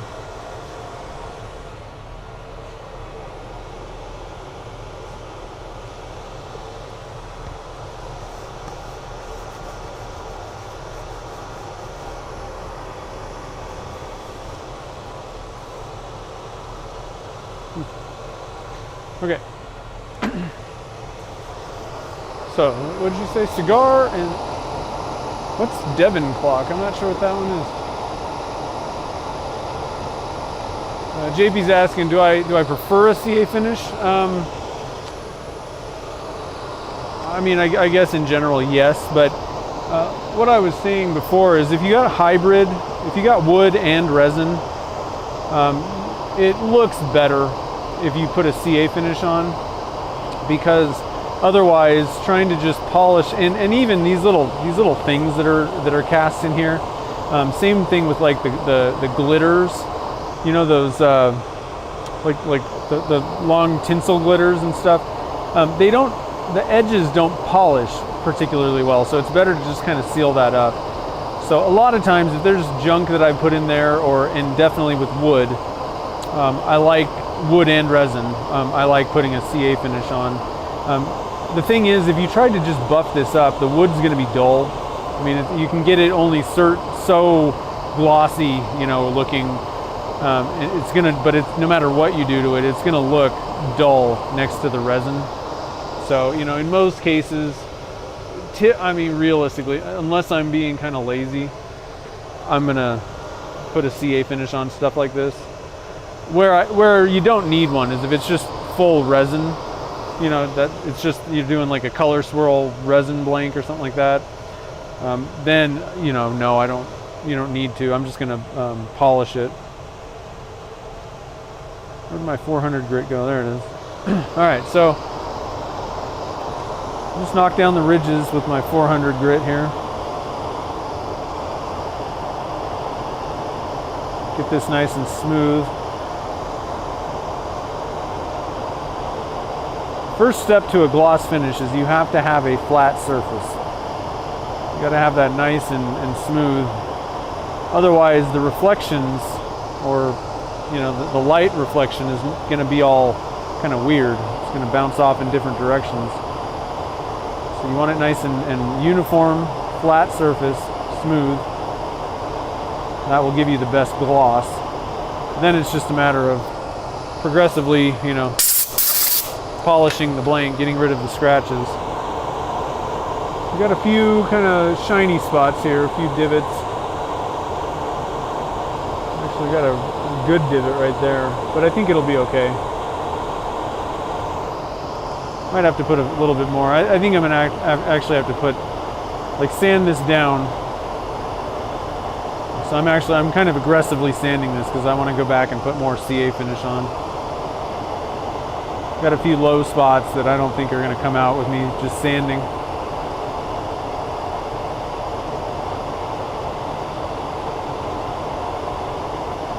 So what I'm doing is basically sanding the high spots off, trying to meet those two to get the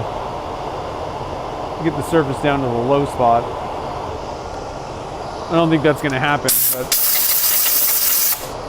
we definitely need to put some more. We got a little kind of low spot right there. Still got one right there. That actually might be kind of like a pinhole. Hold on a minute. Oh yeah, that's a pinhole. I got to fill that. No amount of putting a finish on is going to fix that. So we got some work to do, guys. If we're going for perfection. I could probably look the other way on this, but I'm going to go with a little bit of thin first. Oh.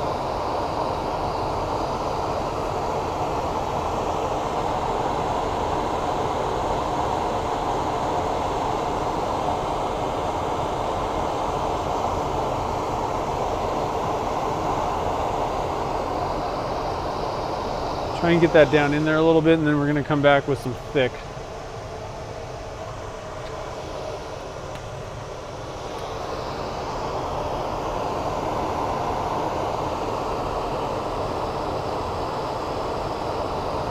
CA finish is really durable. The only problem with it is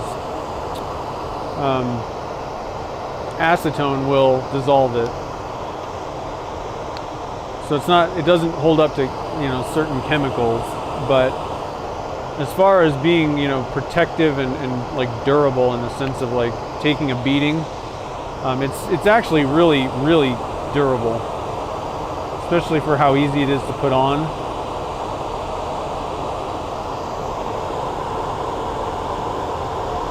The only thing that's a little bit that I would say is more durable that you might look into on pens, I don't personally think it's worth it.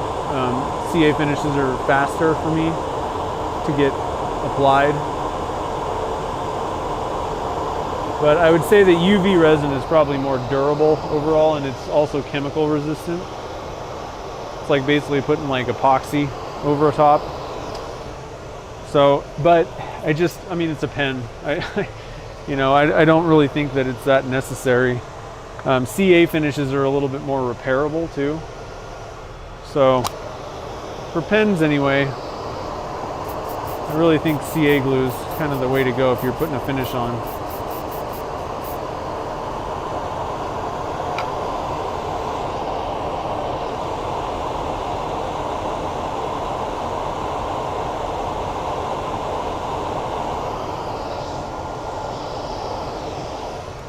A little bit kind of blobby. Kind of globbed that on there.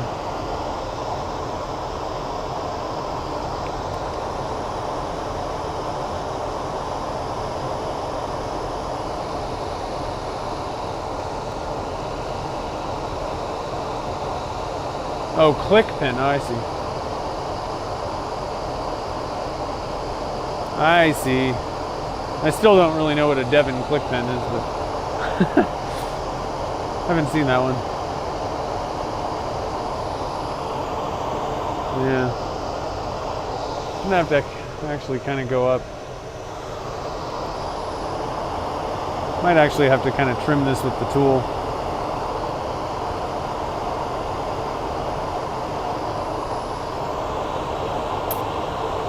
Oh.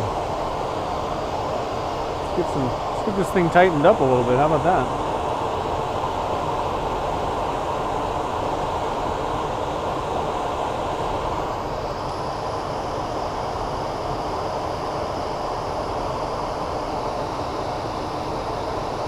Yeah, I'd love to see it.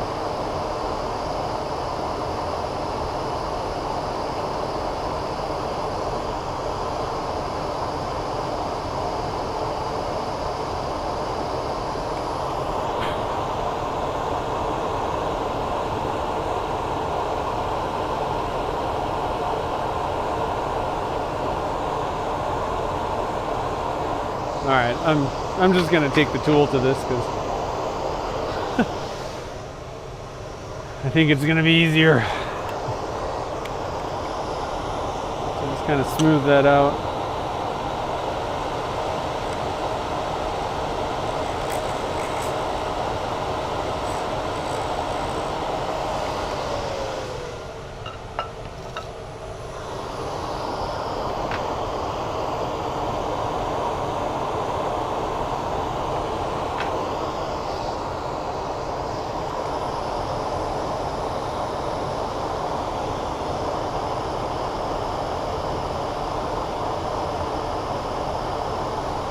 Now I got to see if I ripped all that repair work out of the hole. Kind of felt like it might have.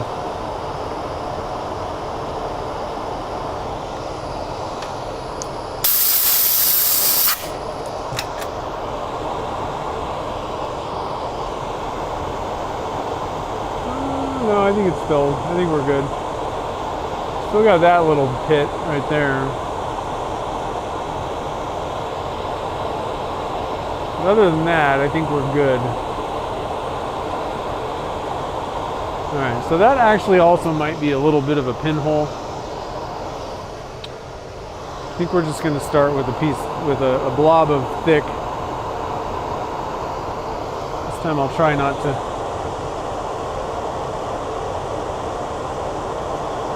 make it so blobby, kind of spread it out a little bit more so I can sand it better.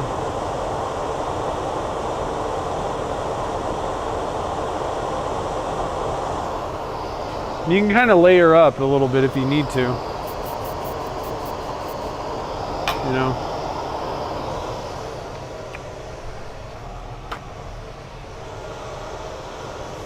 Man, I think it's lunchtime, guys. Stomach is growling.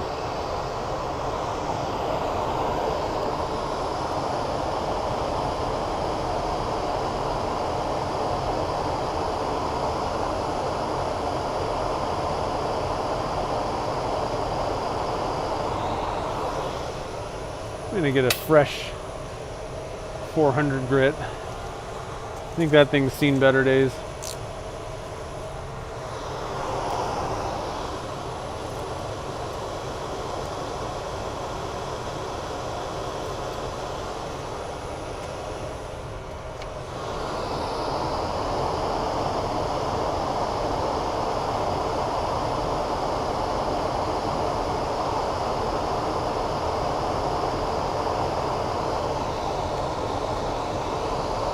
Do I make only pen blanks? No, I make other ones. I only sell pen blanks for the most part. We do all kinds of different stuff on the show, though. Oh, don't worry. You can ask questions.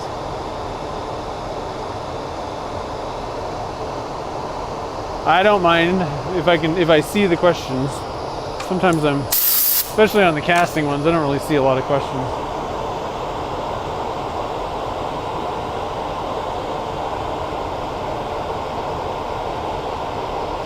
Yeah, on my website, all that you can buy is pen blanks. But I like to do all kinds of different stuff for YouTube. It's much easier for me to focus on pen blanks for, the product sales themselves, just because I don't have to change things. I can use the same molds. And so to get things actually just finished, done, made, it's just so much easier to focus on that one type of thing. But I like to, mess around with different stuff on the show, and I like the way that I have it set up because there's no, I don't have to worry about if it doesn't work out. It doesn't matter. There's nothing riding on, whether a project works or not for my YouTube channel. And I'm most interested in experimenting and just seeing how it works, not trying to make something and sell it, for money. It's just more stressful at that point. And if there's one thing I need less of, it's stress.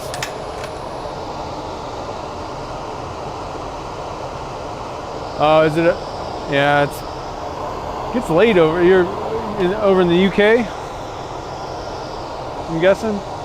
I know you guys are troopers over in the UK watching the show. It's late. Although for me, I'm actually a night owl as well. A lot of times things are easier. I'm not gonna get up. I don't make it to the Saturday morning cartoons usually because in the morning I'm asleep. You know what I mean? Okay, so let's see here. I think we might be pretty good now because I'm not seeing any more of those little scratches or divots or anything like that. So now we need to put a CA finish back on. I'm just gonna hit this. Let's see, hold on real quick. I'm gonna wipe it off with some denatured alcohol real quick. We kind of had to backtrack a little bit there, but it should be good now. I'm gonna hit it with some 500 real quick here. I don't know, there's still a pretty decent amount of CA finish on there, I think, what I use put the finish on as. But I think we're gonna put on another 5 coats. Probably just 1 paper towel's worth ought to do.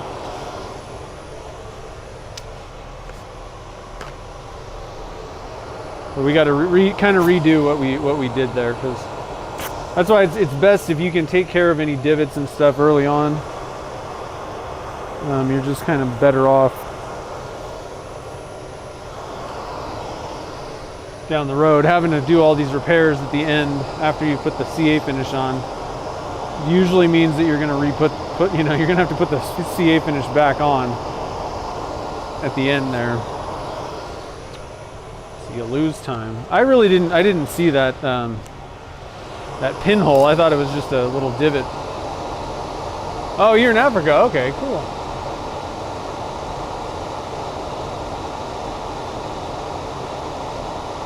Just waiting for the US dollar to drop a little bit. I hear you. Well, unfortunately, I only ship within the U.S. I don't ship outside of the U.S. anywhere.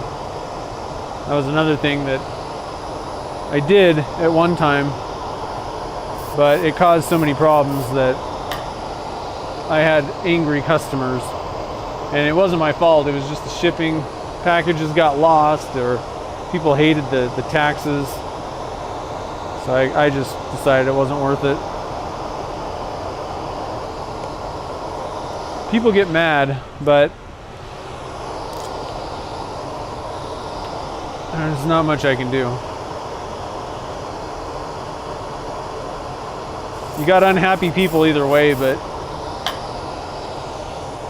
non-customers that are unhappy, people that haven't bought something from me already, you know, I'll take that over somebody that paid money and then was mad, you know, for some reason.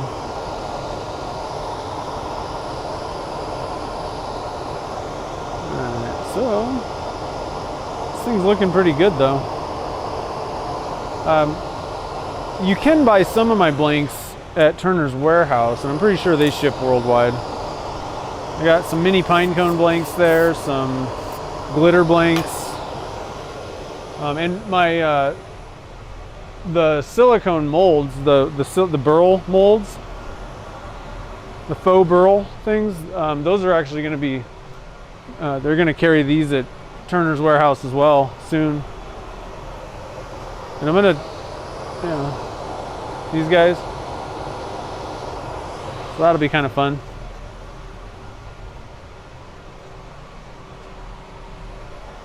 All right, one more coat, and then we're gonna wrap this thing up, hopefully.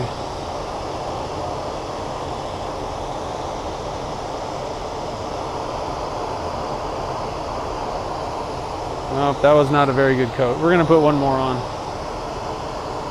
I could kind of feel it getting dragged. I didn't put enough CA glue on there. So I have a feeling the surface was kind of, eh. One more coat.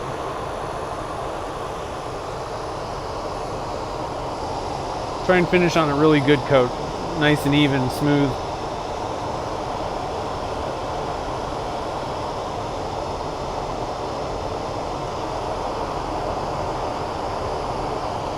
That was good. Okay.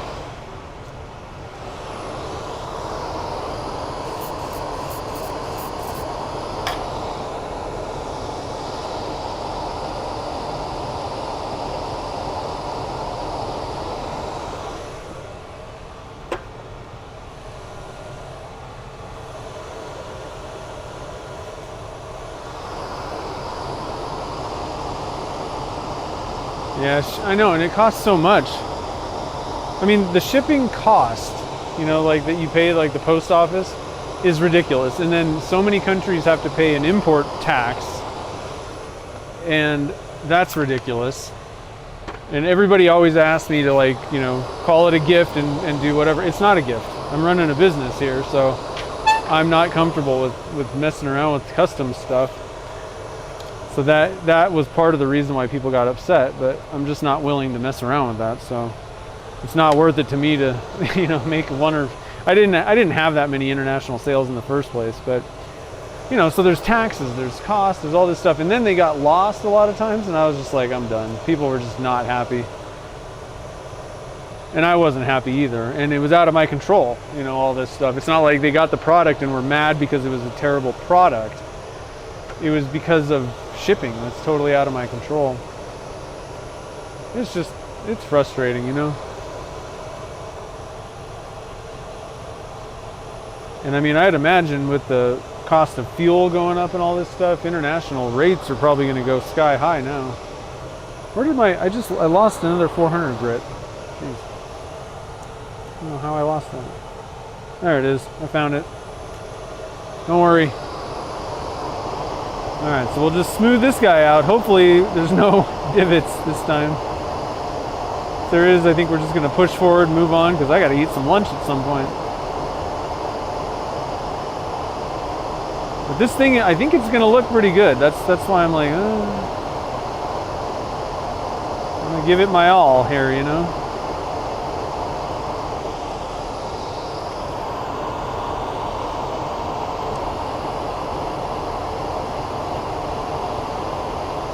So again, you want to make sure your surface is nice and smooth to start out with. Give it a good base of smoothness. Get rid of any, you know, little ridges and low spots, divots and things. Let's give it one more quick little thing here. Oh, okay, I lost that one. And then I'm gonna wipe it off with some alcohol real quick.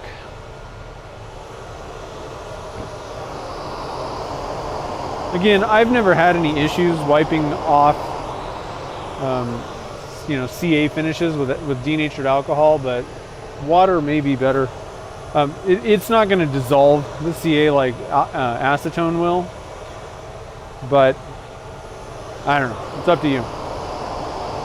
Do at your own risk, kind of thing. I'm just kind of hitting this with a little bit of 500, just because it'll kind of smooth out any ridges or anything that I might have missed.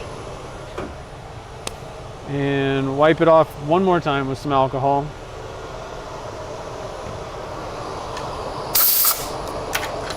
And then we'll do some wet sanding, and I can turn this dust collector off, which will be so nice. I forgot to do that last time. Here we go.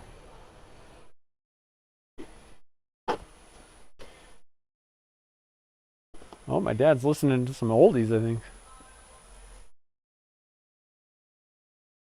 Which I can't have. Can you guys hear the music? I guess I should probably face the.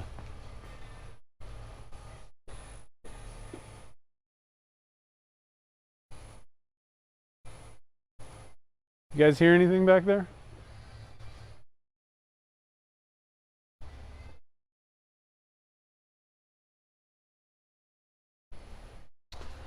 Well, hopefully you can't hear that.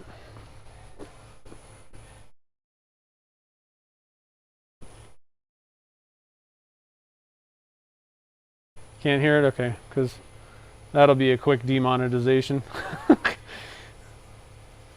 Copyright strike. All right, so we're going with the Zona paper.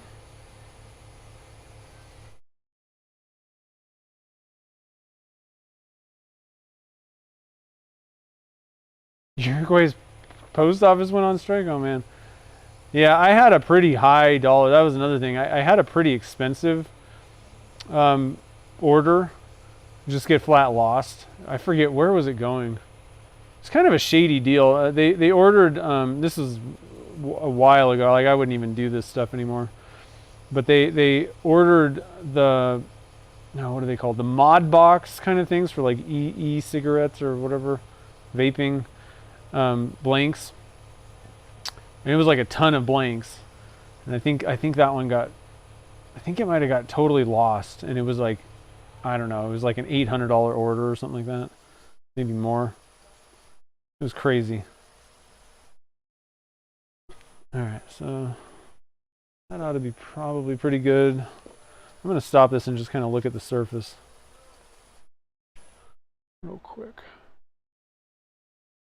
Yeah, it's looking pretty good. Let's see a few glue swatches on this end here. That was the one thing for anybody that didn't see earlier. What I did was I just used the nickel plated tubes, but I didn't paint inside, because typically what I would recommend is probably painting the inside of the blank on these things. Anything where it's dead clear. That will cover up everything on the inside. Now you're gonna see that white. It's actually gonna kind of almost become part of the blank look. But the only other way to do it is use like the nickel plated tubes, which are like basically chrome look, and they kind of disappear. And unless you're really looking, at them, with a kind of a trained eye and kind of with a microscope, it's not that big of a deal usually. But you can usually see some kind of glue, like bubbly kind of stuff in there, which is not awesome, and there's really nothing you can do about that, but you got to just kind of pick your poison. This kind of keeps the blank for something like this where it's really see-through. it keeps the, when you're looking at a blank in its blank, form, it will keep it looking like that a little bit more, but you're going to see glue splotches. Whereas if you paint the inside of the blank, it's going to change the, the whole look of the blank quite a bit. All right, JP, have a good one. Thanks for joining the fun.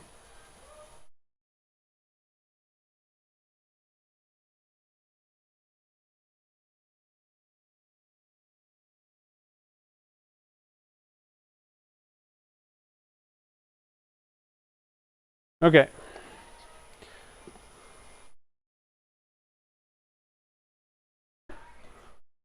Now I'm going to do what I should have done on that last one. I'm going to pop this thing off of the, because I was applying CA glue, and I actually applied a lot of CA glue this time, so we may have a little bit of trouble getting this thing unstuck from the bushings. Probably be all right, but I'm going to do it now before I polish it, because if I crack the finish or do something weird, I'm going to be a lot more mad about it if I do that after I've gone through polishing. So I'm going to scoot this back and show you. I just kind of tap the bushings, and it usually just kind of cracks it. It just pops it at the end, and they pop right out. Now, if you're doing like the medium thick, medium CA glue, and you're really globbing it on, or you're doing it with like a baggie, I'm using a paper towel, so it's absorbing some of the extra. I don't know if you guys can actually see what I'm showing you. I'm like doing hand gestures, and hold on a sec. This thing back in here so you can see when I'm talking. What was I saying? If you're applying it, with like a glove on or something like that, and you're really coating, glue's like really heavily bridging the gap between the blank and the bushing, you're gonna glue them on there. So at that point, you might either take off the bushings completely and just run it between centers, or use some of those finished bushings on a mandrel maybe. I don't like that, because that's the reason that I switched from a mandrel. But whatever you do, you'll have to kind of think about it. But the way that I do it, I got a glove on, or I have a paper towel, so it's absorbing quite a bit, and then I sand it, and so it just doesn't leave a huge glob between. But if you do glue these things on, what you may end up having to do, if there's a big blob, and it just won't crack, you may have to kind of come in with like a detail tool or a skew chisel or something like that, and just kind of cut it, or maybe even like a little knife, kind of cut a line so that it'll pop off. But what I'm going to do real quick is drop these in some acetone. But first, what I like to do, there may be some little bits of CA kind of hanging off the end there that kind of cracked. There usually is. Like I can see it kind of a little lip. The problem is if you press parts onto that, it'll crack your finish off if there's enough, if it doesn't just kind of break. So I just like to kind of square it up. I use an old mandrel, some sandpaper on there that I can use, and I'm holding this down so that it's square to that, this edge. Just take off any excess material and square that end up.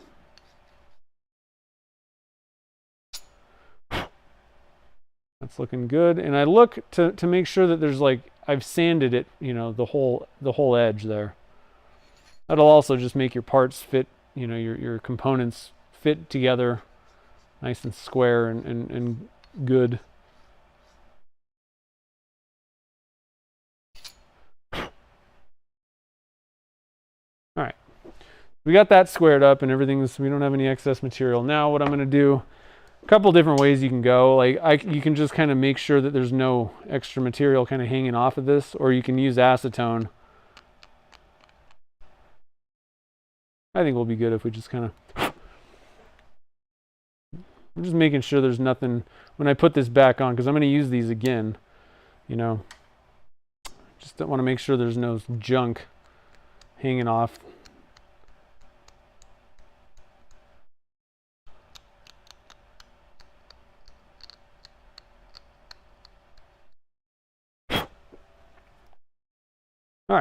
So now we're ready for some polish, I believe. Yep, time for some polish. Okay, whoo. So pull out our magic juice.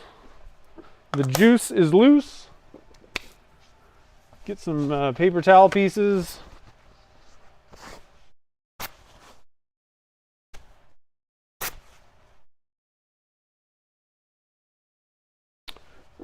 We still got to assemble this bad boy. So again, this is a cigar kit, and I just went with the gunmetal plating for that cigar kit. Thought that would kind of all go together. I really liked the red, you know, that really bold red. I knew this was going to really pop with the colors of the red once we put the finish on and everything. But I really like that it's just kind of like, you know, these silver pieces, a silver tube, you know, kind of a gunmetal silver, you know, and really make that wood just kind of leap out at you. That was kind of what I was thinking would happen with this one. Okay. Put our glasses on. I like to run this thing about 2,000, somewhere between like 1,500 and 2,000.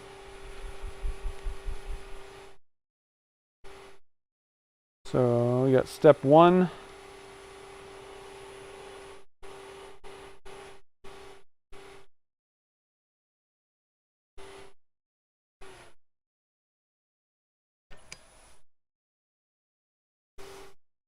Just kind of let it work its magic until it's running. There's a little bit less friction, let's say.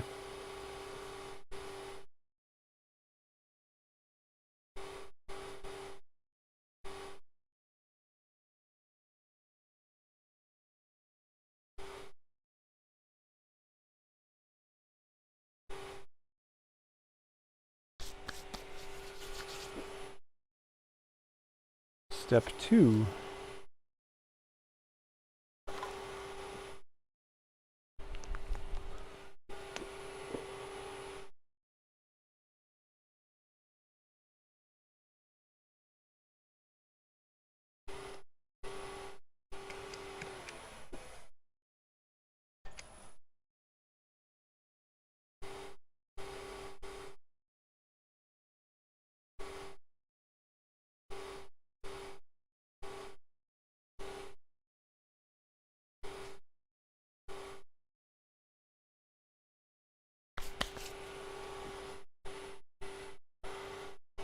All right, step 3.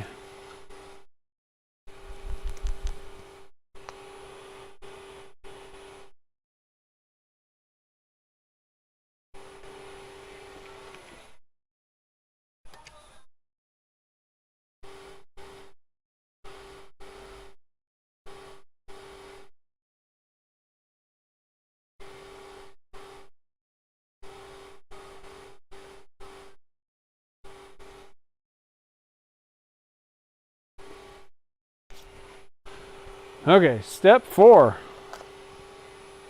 Getting it going here. Nope, that's 5. I was trying to skip a step. I don't want to skip a step.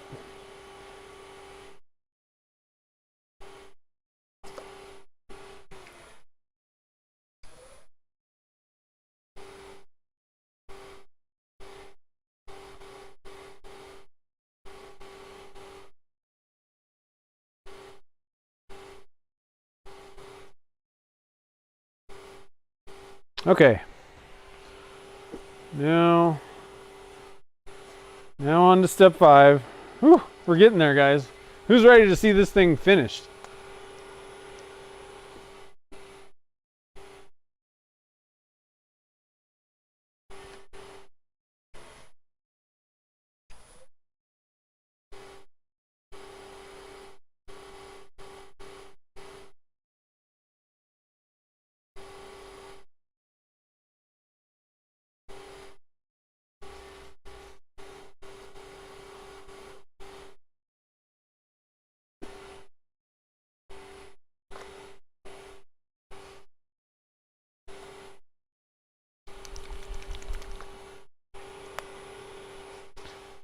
Step 6.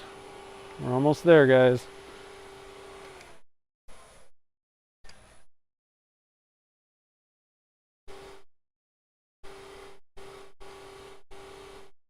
Cheryl can't wait. Sweet.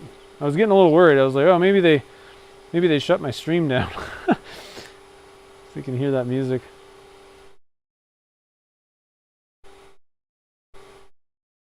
All right, wow, that's really glossy looking.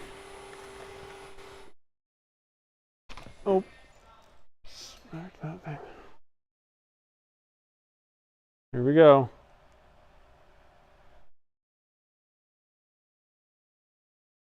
All right. Oh man, that's looking good also.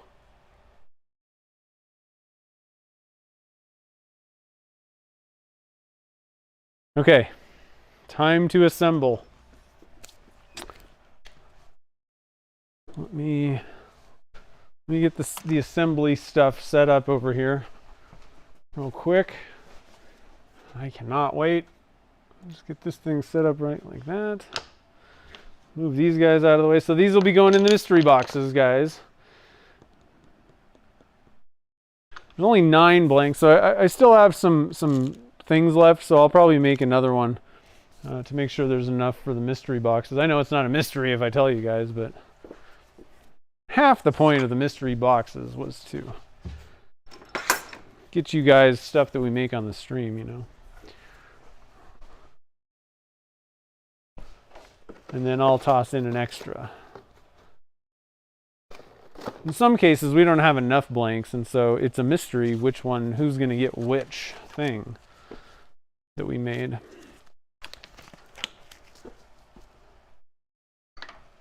Okay, so getting my pen taken over there. Wow, this is a pretty sweet pen. It's gonna be. I guess it's not finished yet, so I should not talk about it yet. First rule of Pen Club: don't talk about Pen Club. Okay. Let's get our assembly doohickey.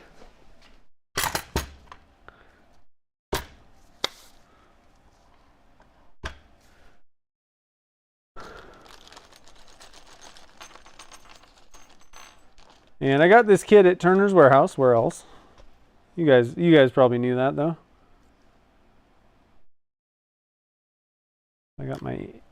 I'll just put it over here. Got my ink.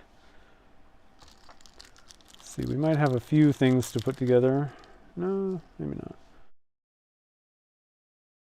I'm just gonna kind of get all the parts laid out. A lot of times, especially on these 2-piece kits, kind of like to lay everything out, make sure that I'm doing what I'm supposed to be doing, you know. Got everything set up right. That goes there. Okay. And then this guy goes this way. So we got. Now I made a mark. I made some marks on the insides of these blanks, and I'm gonna have to go and look and see where they are. I can't see them right now. I need a brighter light. So let's see. It's kind of hard on the nickel-plated tubes to see where you put Sharpie marks, basically. And frankly, I don't know if it really matters anyway. But I'm going to try and find my marks. And I really can't see the mark in there. I have to get my super bright light out.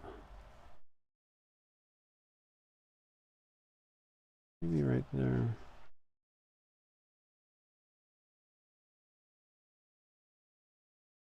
Yeah.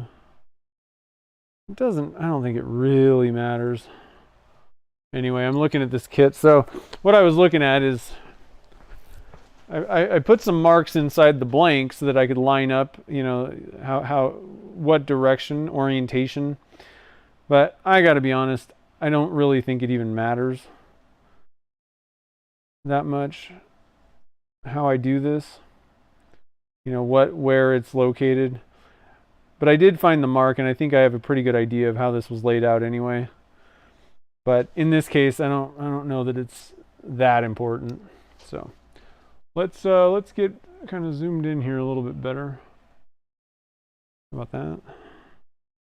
I need to move the camera mount up a little bit.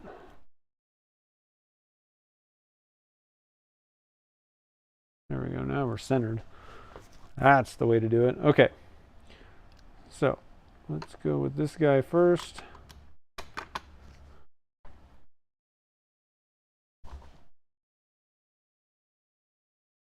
Sometimes the like powder coated and nickel plated tubes are a little bit tighter. You got to be a little bit kind of careful. There we go. Getting things going here. There we go. Drove it home.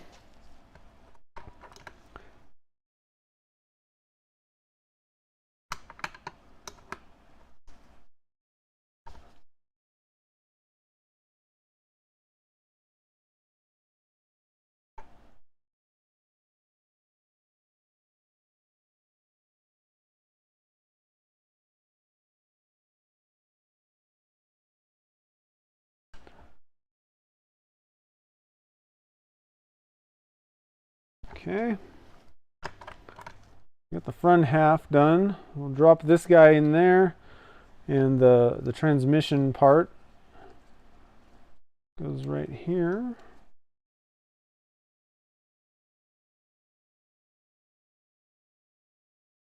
Make sure that works. That works fine.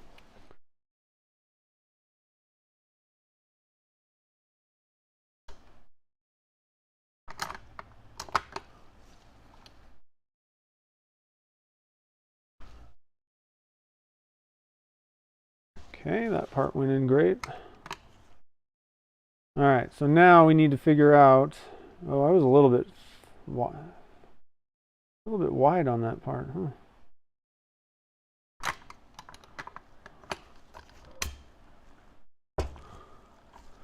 Oh well, can't win them all. All right, so this thing went kind of like this. That's the way it should go. No. I don't know if it really, well, I got some glue or something.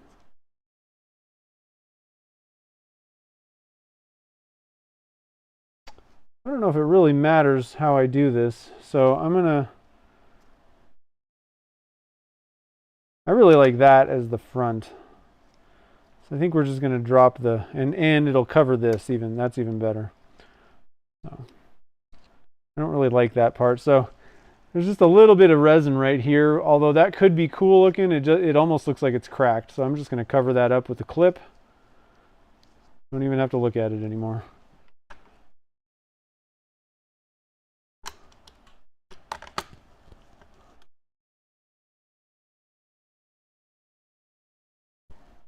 All right.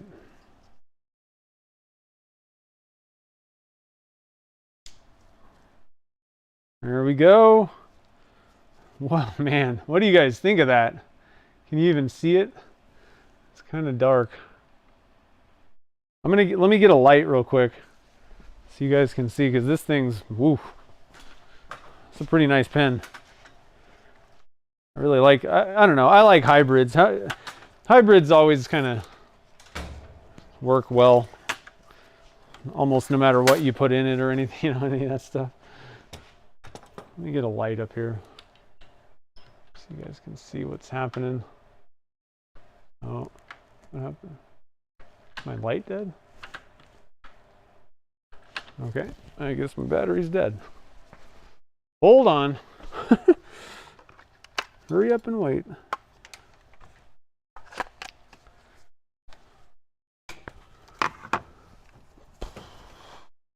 Must have left the light on or something. It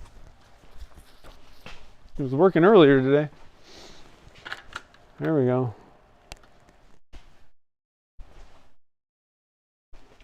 Okay.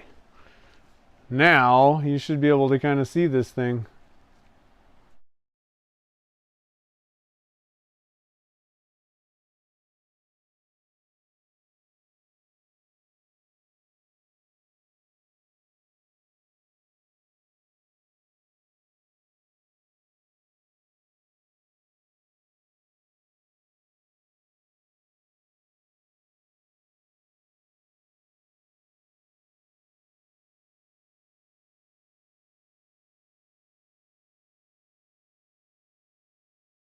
That's pretty sweet. It's a nice, big, hefty kind of pen. I don't know. I might have to keep this one. Actually, you know what's going to happen? The minute I take this home, guess who's going to have this pen?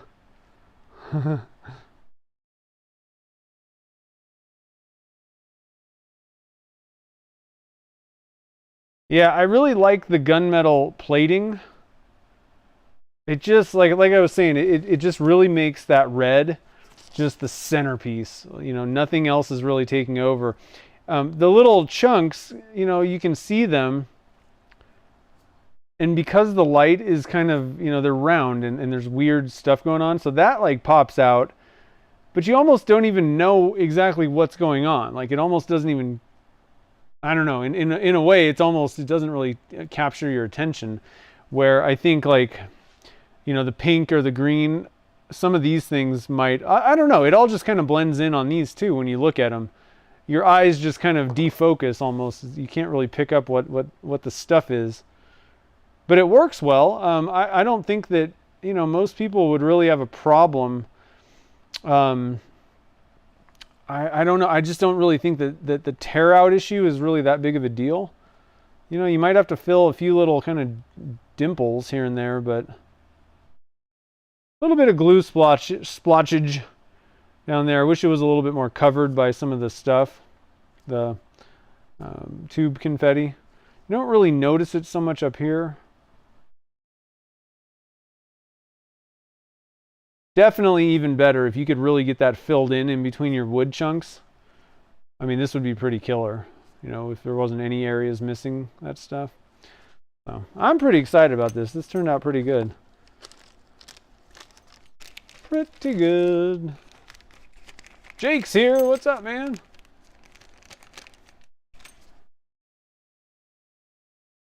Yeah, sure. Go ahead, Michael.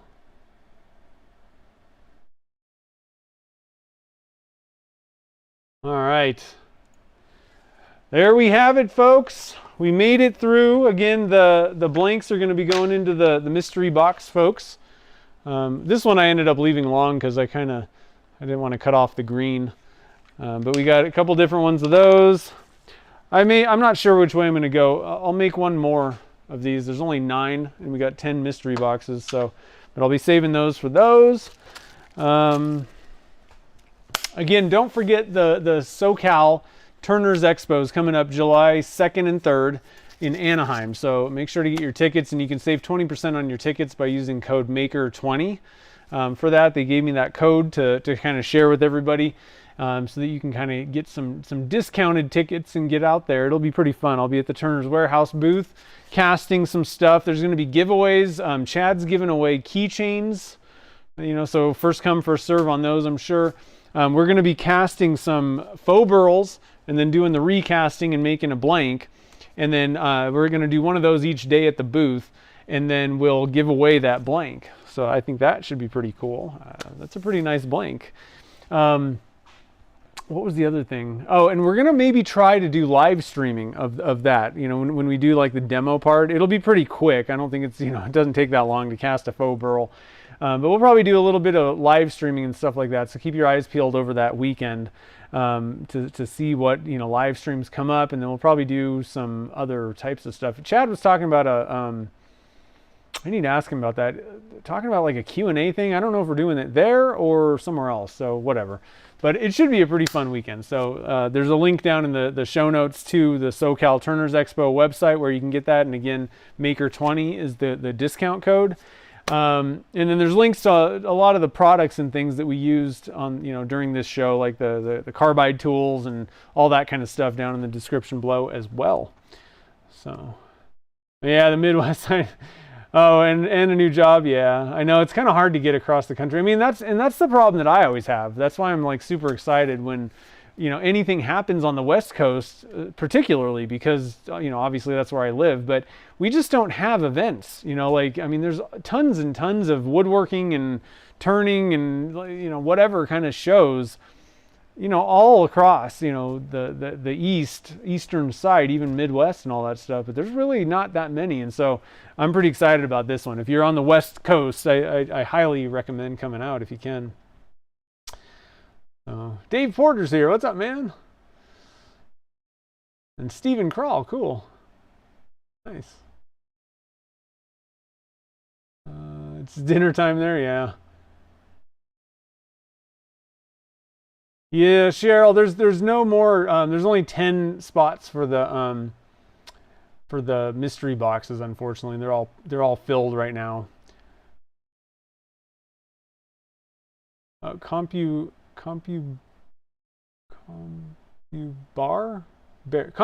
I see.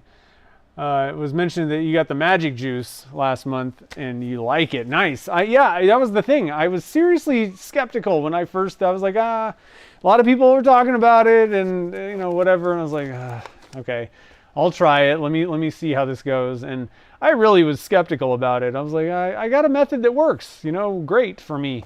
And I tried it the first time and I'm like, I got to be honest, this is actually really good. It's working really well. And Dottie was asking, do I turn? No, I don't do any like I'll sell this pen. Like if somebody, and I don't even try to market it or anything like that. The problem is I'm not very good at selling things. Even when I'm like actively trying to sell something that I've made, they just sit, in the store or whatever. And so I've just given up because it's not worth my time trying to market this stuff. I do giveaways or keep stuff. A lot of times because we're doing tests, it's nice to actually keep an example of something that I've made. So I don't really have a problem keeping certain things, but if somebody asks for, they say they want to buy something I've made on the show, for the most part, unless I was making like a present for someone, then I sell stuff, but I don't do like commission work. Am I going to increase the mystery boxes? No, it's hard to keep up. I mean, you're making up, I know it's only once a month, but I'm already doing all kinds of other stuff, trying to keep inventories up. And so, you got to get everything prepped, you got to get everything cut. And so no, 10's enough. And you also have to keep up with everybody's payments and all that kind of stuff. So probably not. 10's good. That way it keeps it kind of, close. Let's see here. Is Big Bear, I don't know, Creek? There's like Big Bears in Southern California, like Big Bear Mountain ski resort area. That's fairly close. I mean, reasonably, like a couple hours away, maybe something like that, from Anaheim. You made it for the end, yeah, I know.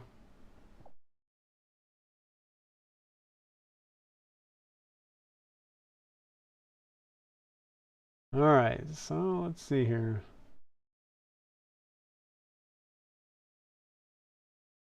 I think that's about it, guys. So I don't know. I don't exactly. Oh, actually, I do. I think know what we're doing. I got something cool lined up for next week's streams. We're gonna do some 4th of July themed stuff with 3D prints. We're gonna print, or not print, but cast some of the prints that Nikki is 3D modeling for me, and I'm super excited because I cast some up now, and I think you guys are gonna love these things. So we're doing that next week. We'll do the casting on Wednesday, and then Saturday we're doing turning up the stuff. And so those things, the 3D prints should be available as long as, I'm pretty sure that these things are going to turn out good and you're going to love them, but I think the 3D prints should be available next week, probably on that weekend. I would imagine I might put them up early, but I kind of like to wait and see how these things turn out before we sell the actual print files if you do 3D printing. But I'm pretty excited about it. I think you guys are going to enjoy that for next week. And I think that's about it. So again, links down below for all the stuff. thank you guys all for joining the fun today. I had a great time turning this thing up. I'm super excited about this. And if you can, you know, find this confetti stuff, my wife got it at the Dollar General, I think is the store that she got it at. So, you know, if you can find it, I mean, this stuff works pretty good. I haven't really seen this around anywhere else offhand, but I'm sure you could probably pick it up online somewhere. But not a bad way to go. It works pretty good. I'm excited to see more of these things, especially all the mystery box folks. Hopefully you guys send in some pictures so I can see, you know, what all the rest of these things turned out like. So anyway, guys, I hope you have a great evening tonight, and I will see you guys all on Wednesday for the next stream, and we'll do some 4th of July 3D prints. Have a good evening, guys. I'll see you in the next one.